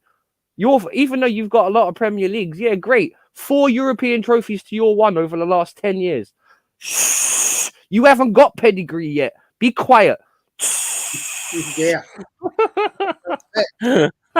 No. Don't come for me in the middle of one of my friends' streams. Just please don't, bro. Just don't, because I will end you. Even if you're City, I'll end you, Mr. 10 years. That's how long your team's been around, you know. 10 years. That's it. You're the youngest team out of all the big teams in the Premier League. Please pipe down. Just don't even do it. Big up, Leroy. I'm not trying to be rude to you, but please don't say don't try and mock me, bro. I'm a grown man. I ain't a kid. Keep it respectful. I'll bury you. That's it. The thing is, Elias. You know, let's put all this into perspective, right? Yeah. Sorry. When Chelsea were bought by Roman Abramovich, he put shed loads in, and he brought in the great managers. Yeah. You know, and he brought in managers that were winners. Yeah. Arsenal had a winning manager for a short period of time. 7 years, 8 years in Wenger. You can't make a statement by saying what were Chelsea before Roman came in. They weren't a great club. They had been in before, but the fact remains is they went through a process of being a great club. They won European trophies. They won leagues. They won FA Cups, League Cups. So they had a standard. That standard dropped, and then they changed the manager, and they picked it up again. I hear what you're telling me, Elias, but you can't compare Tottenham to Chelsea. Tottenham have won fuck all, right? Forever. You know, I mean, you have to ask yourself and say, well, when was the last time you won the league title? 1961, when you did the double. When was the last time you won anything, period? 91, they won the League Cup. I think, it was the League Cup. And they've won, what was it after that? I can't remember. But it's pretty thin compared to the likes of Chelsea and Arsenal. Let's just talk about London clubs. Let's talk about London. Let's not talk about Man City or Man United. Let's talk about London. Yeah? Big up, Si. Take care, bud. Take care, Si. Yeah. The fact is that Arsenal are the biggest club in North London. No argument. No arguments there. 13 league championships, 14 FA Cups, right? Shit in Europe. We've only won two trophies in Europe. Yeah. And we've won, the League Cup twice. Not great, but league championships, FA Cups, Arsenal are the best in North London. You can't argue about it. You can't argue. Even Chelsea haven't achieved that. Man United haven't achieved that. But the fact is, when you want to look at the real facts, what Chelsea achieved in the period when Abramovich came in was greatness.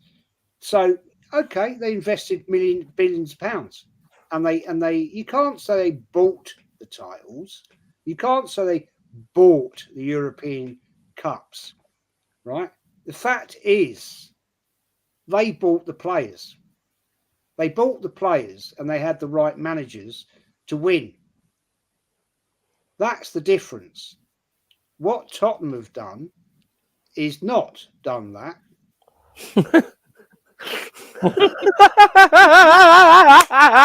Big up Des for the way you just dropped that. Yeah, man. Big up. They've Big up, not man. done that. Fact. Mhm. People complain. This guy that said to me the other day, "Oh, this is a great one. This is a great, absolute classic one. Classic, right?" Wasn't on my show. It was on another show. And this guy said, I'm not gonna get the wording correct exactly, right? But he sort of said, well, when Klopp leaves and when Guardiola leaves, Arteta will be able to compete. And his argument was right that Arsenal under Arteta can't win. So I said to him, so what you're saying, you just defeated yourself by saying that Arsenal can't win anything under Arteta until Pep and Klopp leave. So why are you supporting the manager? Why are you supporting Arteta? Why are you saying he's great, he's brilliant? Because you just said to yourself, he can't compete. He can't compete against Pep and Klopp. So what are you talking about, man? What are you talking about? Sloppy second merchants, Jez. Sloppy Yeah. second merchants. Just before you go into this one, one thing I want to say to Elias is you talk about you weren't anything before Roman. Wolf, I know, has said before, he knows the team before Roman. Yeah, where some Chelsea fans don't, to be fair, but I know Wolf does. Right, 7 years before Roman Abramovich. Yeah, no, 7 years before. Okay, work this one out. 7 years, right? We were a mid-table team, and I'm sure Jez can chip in on this one. Before we got the money, between 1995 and 2003, we won what 7, 8 trophies, legitimate trophies, right? Now, if we were so crap back then, right? Why were we beating Madrid in cup finals in the 90s? With players like Calario and Ivan Helguera and all them lot and Raul Morientes. Oh yeah, but you probably don't know any of these fucking players. But the thing is, we were beating Real Madrid in cup final, cup winner, because we won the Cup Winners' Cup and we played them in the European Super Cup the following season, and we beat them. We beat Barcelona 3-1 at Stamford Bridge in the 90s. So I'm not being funny. To say Chelsea weren't nothing before Roman, but it just shows your fucking ignorance.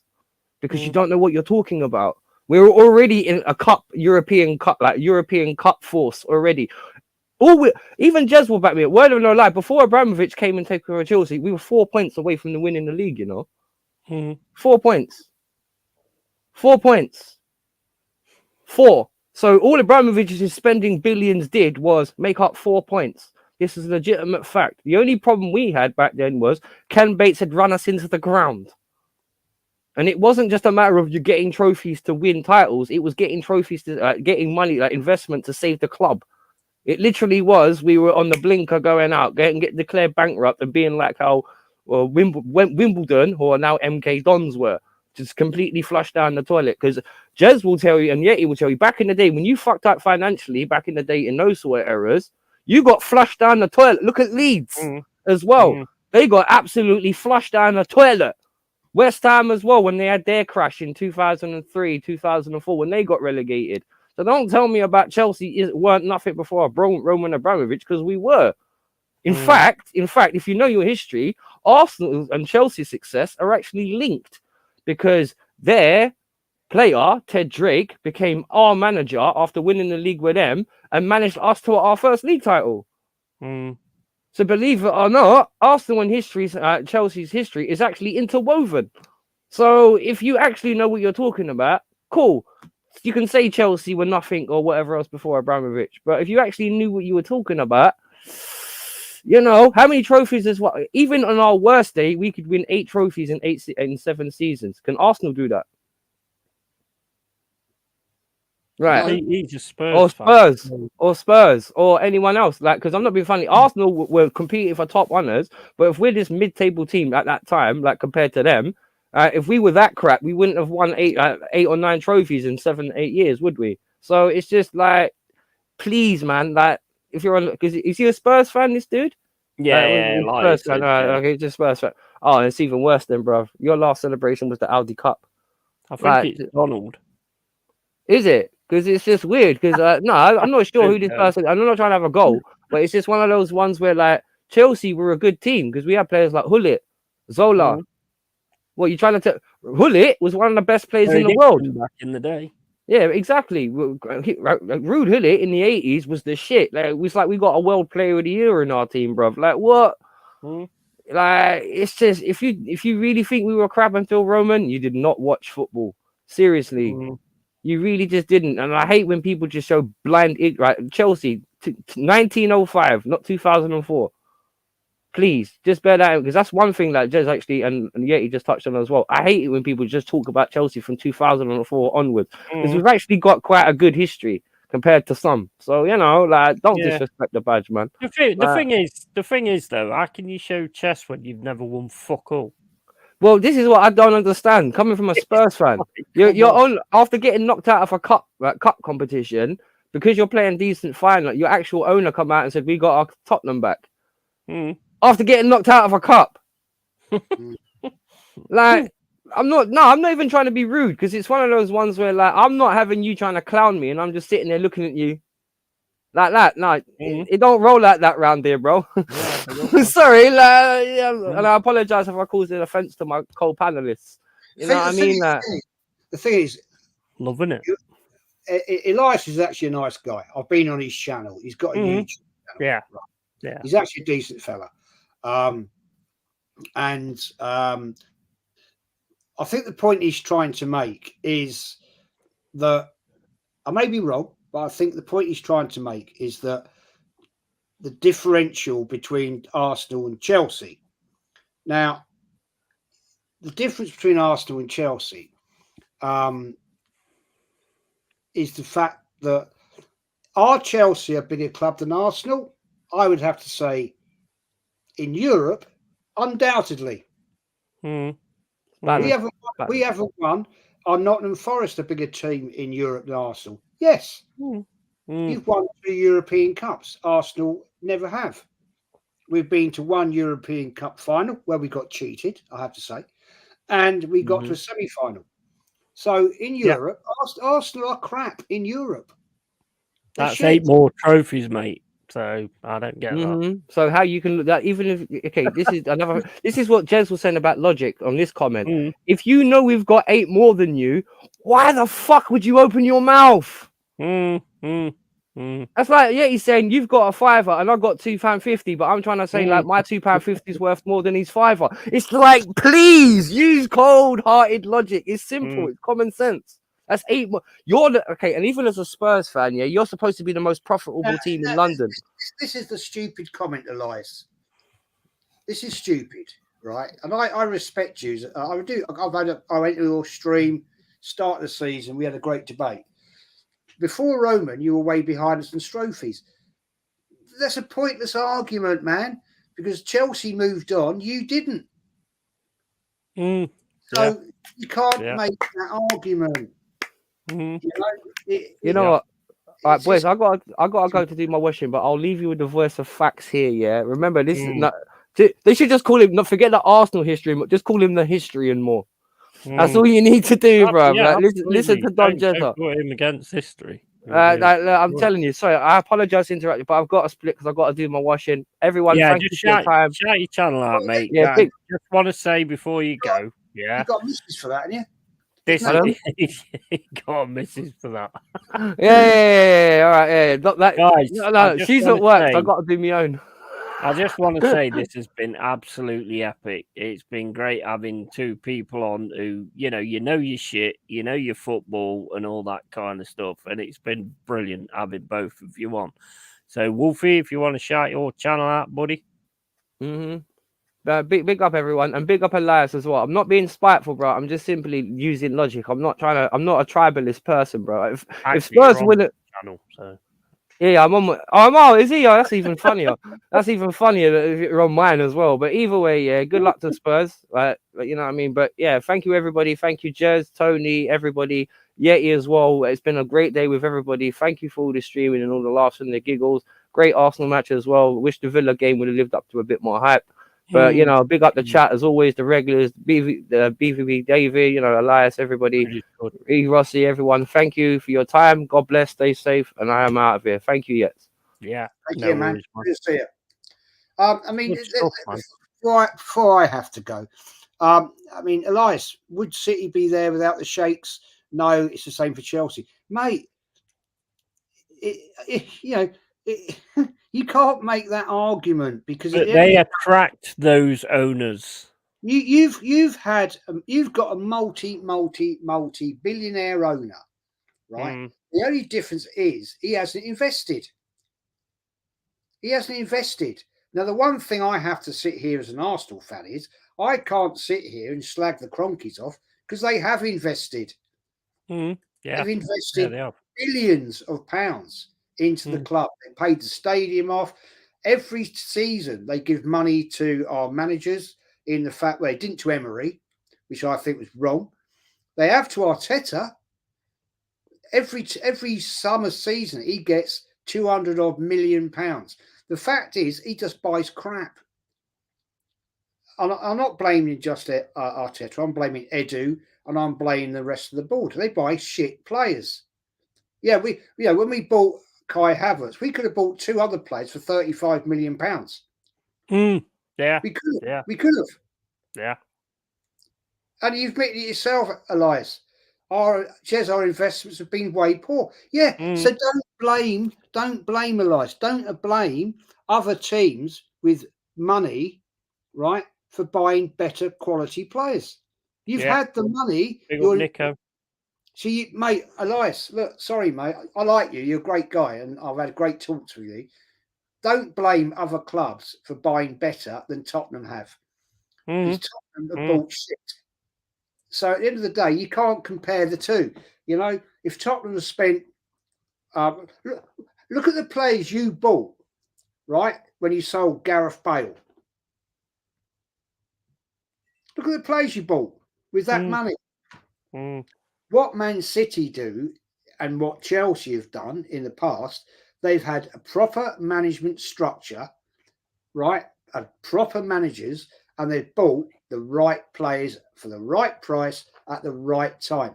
Okay, I can't say Arsenal have done that. I'll be the first to say that, be honest with you.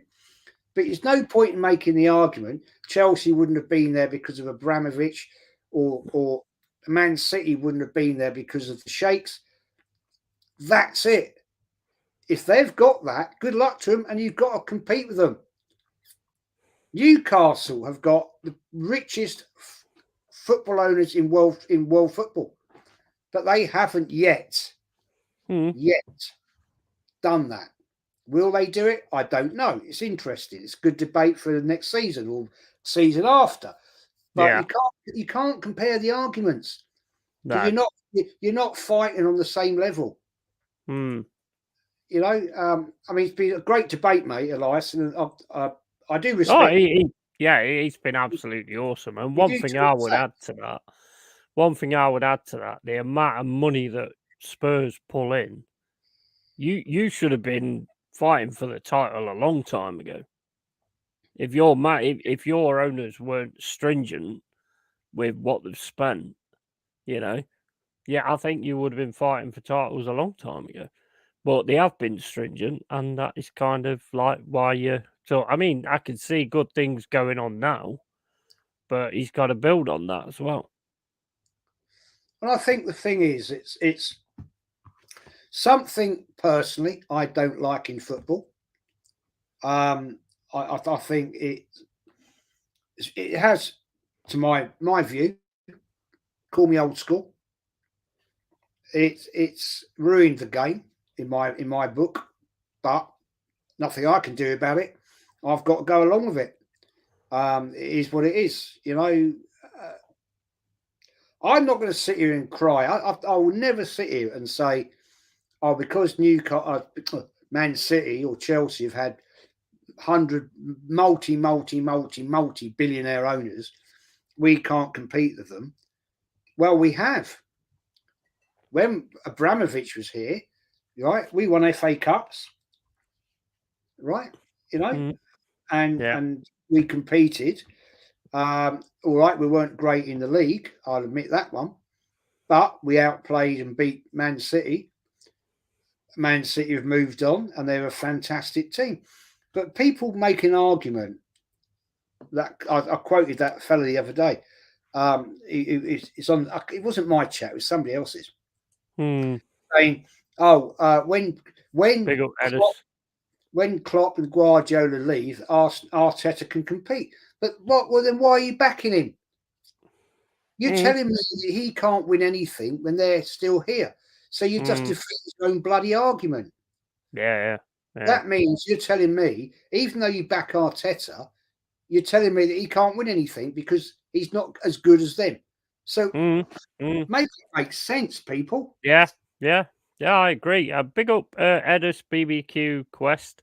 Barbecue Quest is that? I don't know. Villa better watch out. United are in form, could make 4th or 5th. I mean, you do seem to be starting to pick things up. I mean, I have to give you that. Whether you can actually get in with the pack is another thing, but you are starting to look good. So, yeah. Can't argue with that. Yeah. Lai says the thing is, Roman did break plenty of FFP rules also. Arsenal or Tottenham didn't. It shows they bought success the wrong way. Plenty of charges have been against them too. Yeah, but they got success. You know what I mean? Everyone bends the rules. Chelsea are bending the rules now, which is going to come to a head. That's still under investigation, isn't it? Yeah. Well, it's same as our situation. I mean, I wish to just get on with it and just tell us what the points deduction is or whatever. Because if they do it at the end of the season, I'm going to be proper pissed. I think it'll be next season. If it's next season, then that's all good, because maybe that'll be down to the fact that they don't want to do Everton again, you know. But then, like Nico says, 151 charges on Man City now. I mean, that's going to take so long to sort out. Oh, years. And the difference is, I think, is also Manchester City have got buckets and buckets and buckets of money. They're going to have the best of the best lawyers, whatever you want to call them. Right? That's why it's taking so long, isn't it? And they're going to delay it. They're going to delay it. They're going to find every little loophole. Can Everton afford to do the same? No. Can Nottingham Forest afford to do the same? No. The fact is, it's always the same in any form of anything, not just football, anything in life. If you've got more money than the little man, 90% of the time you'll win, because you'll wear them. Yeah. Look at the classic thing over Christmas, right? That TV program, Mr. Post Office, right? He put himself out there to prove a point. His classic statement is, the post office, the big rich people, we're just the little skint people. Yeah. But fair play to him, Mr. Pope. He went and he took it and he won the point. Will those people ever get justice? I don't know. Sadly, people have died since that. People lost their homes. People committed suicide. Committed suicide over it. From shame and whatever. You know, the fact is, it's the same any walk of life. If you're the big man, you got the big bucks, then you're pretty much always going to beat the little man. Fact. And that's the same in what I'm talking about. Man City, Chelsea, they've got big loads of money. Nottingham Forest, Everton haven't got that sort of same cash. No, exactly. This is what I was saying the other day. You know, and I was saying, and I'm not sure how it works, but be interesting to know, like, if you do pay these lawyers, does that actually come out of the outgoings? You know, I mean, because like I say, the smaller clubs are never going to be able to sort of manage that. Well, not smaller clubs, the clubs that are trying to sort of break through and stuff like that. I wouldn't class as a small club because of what we've done. But you know, it also takes that into account as well. And Elias, I get what you're saying about that you stayed under FFP and stuff like that. Do you not think your owners use that as an excuse? Because I think they do. Yeah, that's a good point. It's a very good point. I don't know the answer to that one. I'll be right honest. I don't know. I'm not going to sit here and make out I know about FFP. I don't. No, me neither. I don't know the ins. I don't know the outs. So maybe one day I should take some time and actually sit and research it. But I can't really answer that in a sensible way. I don't know. I know there's a lot of people out there that talk about it and make out they know about it, and they probably do. They probably know more than I do. I'm not going to sit here and make myself look a dick and say, "Well, this is all about blah blah blah." Yeah. If you don't get it, then it's no point like saying it. I don't know what it's about. I don't understand it. So it's pointless me talking about it yet, to be honest. Yeah. Well, Edus says surely teams that get relegated this season would appeal to the PL to award those point deductions this season, as it would be unfair to do it next season. I agree with you. At the end of the day, if we've done something that's wrong, then we should get punished for it. We just want to know now instead of right at the bloody end of the season. You know, say for instance we're out of the bottom three and we've got 24, 25 points. We don't want them 10-point deductions smack us right into the fucking bottom. You know, so I just want them to get it done. I don't, whether they do it this season or next season, we've broke the rules, so you have to pay for breaking the rules. It's always the same. So I've got no issue with that at all. But Jezza, shout your channel out, mate. Yes, Arsenal history more. Arsenal history more. And it's all Arsenal, but also I do have the honour of having other guests on, the Yeti, and other esteemed people from other football channels, which I love doing all that because it gives a different perspective and chats and everything like that. And tomorrow night, I'm probably going to do a match review of the game today. So I'm going to put it in our group chat and try and get some people on the chat about it. It's all good. And then Wednesday night, I'm doing my weekly chat with Kenny Ken, and we're going to talk everything about football in general and upcoming games for the weekend. And yes, all good. All good, man. Thanks for having me on once again. Yeah, no worries. Great question. I can name you. Yeah, I want you to answer this before you go. I can name you probably three of them. Before we go. Stapleton, Sunderland, and I think Brady. Stapleton, Sunderland, Brady, I think, and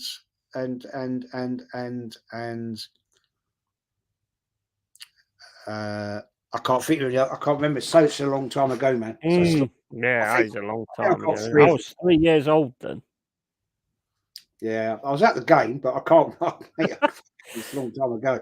It's a long time ago. I think. I'll tell you what, guys. Pat Rice. Pat Rice School. Pat Rice School. There he goes. There he goes. I know you get it. Right, big up to everybody. Big up to Elias coming in. It was a good discussion and debate and all that kind of thing. It was awesome. So big up to you for that. Big up to everybody who's been in the chat. Carl Rossi, BBB, David, Mama Flossie, Rosie. There's been so many AFC always. But we're going to call it there because we've got another show in about 28 minutes. So we're going to have to call it there. This has been awesome, Jez, to be honest. I mean, it's been really cool because we all know about football and stuff like that. So it's great to have people on who all know what we're talking about and stuff like that. So I don't know about football. So yeah, big up to you, man, and big up to Wolfie as well because it was quality with Wolfie as well. Yeah, I love the Wolf. I love the Wolf. Yeah, he's sound. He's absolutely sound. He knows what he's talking about. Gets baited a little bit, like fishing line kind of thing. But I've started to chill a little bit, to be honest. Yeah. I've started to kind of chill it out a little bit, so I try not to get to like I have done in the past, where I kick off on people and stuff like that. Try not to do that. So yeah, big up to everybody. Long-eared Yeti's Cave, obviously. This is in Arsenal history and more, and it's in Wolfgang Division's channel as well. So big up to every single one of you. We'll see you on the Sunday takeaway, which will be 8 o'clock with Tont, Early Doors TV, and yeah. I think we're done there, to be honest. Elias. He's a lovely guy. Yeah. He said there, no intention to fight or argue. I'm just, mate. That is what these channels are about. It's having your opinion. And big up to you, man. Yeah, you've always had fair play to you, mate. You always come in with the facts. And he's a really nice guy. And I've been on his channel, and he's a nice fella. All right, Taib. And I tell you what, Jez, it's fucking awesome to see you. You're not over there. I'll get this right one day. It's awesome to see you back on the fucking channel, back on the YouTube, mate. Big love to you, bud. I really missed it. I just want to throw this out there, right? I just want to throw this out there. It was like when I came back last week, Friday, whenever it was. The love, and I mean, when I was in hospital, right, the amount of messages I was getting, I hope you're well, hope everything's gone well, it's unbelievable. Unbelievable. It's quite emotional. And then when I went, I haven't spoken to Lee all week, right? And just before I did my fan cam, he said, "You all right, mate?" And I went, "Yeah." I said, I honestly feel 10 years younger. Fact, I do. Awesome. And I feel so much more alive, which proves that obviously I was struggling. And everything. And I said, I'm buzzing, man. I'm seriously buzzing. And I said, but it's unreal that in the community chat, in my channel chat, people, I haven't streamed anything since whenever it was. And people were, I hope it goes well, mate. Hope you're well. It was like a bloody machine gun going off, I couldn't keep up comments. Right? And it just shows what an amazing, amazing community there is out there. And in the group chat, in your, the Zesty Wrong'uns, and also on YouTube. Yeah. And I just want to say, people, thank you for your support. Yeah, mate, you fucking no problem, mate. It's always there. Same with everybody. You're a major love person in this community. So, yeah, never an issue, man. Never an issue. Just wanted to get you back. So, we're going to call it there, guys. So, thank you, everyone that's been here. It's been epic, to be honest. I really enjoyed it. Make sure you check out the Sunday Takeaway Early Doors TV. And, we'll see you there, guys. So, catch you later. Just one more thing. Take care, everyone. Bye.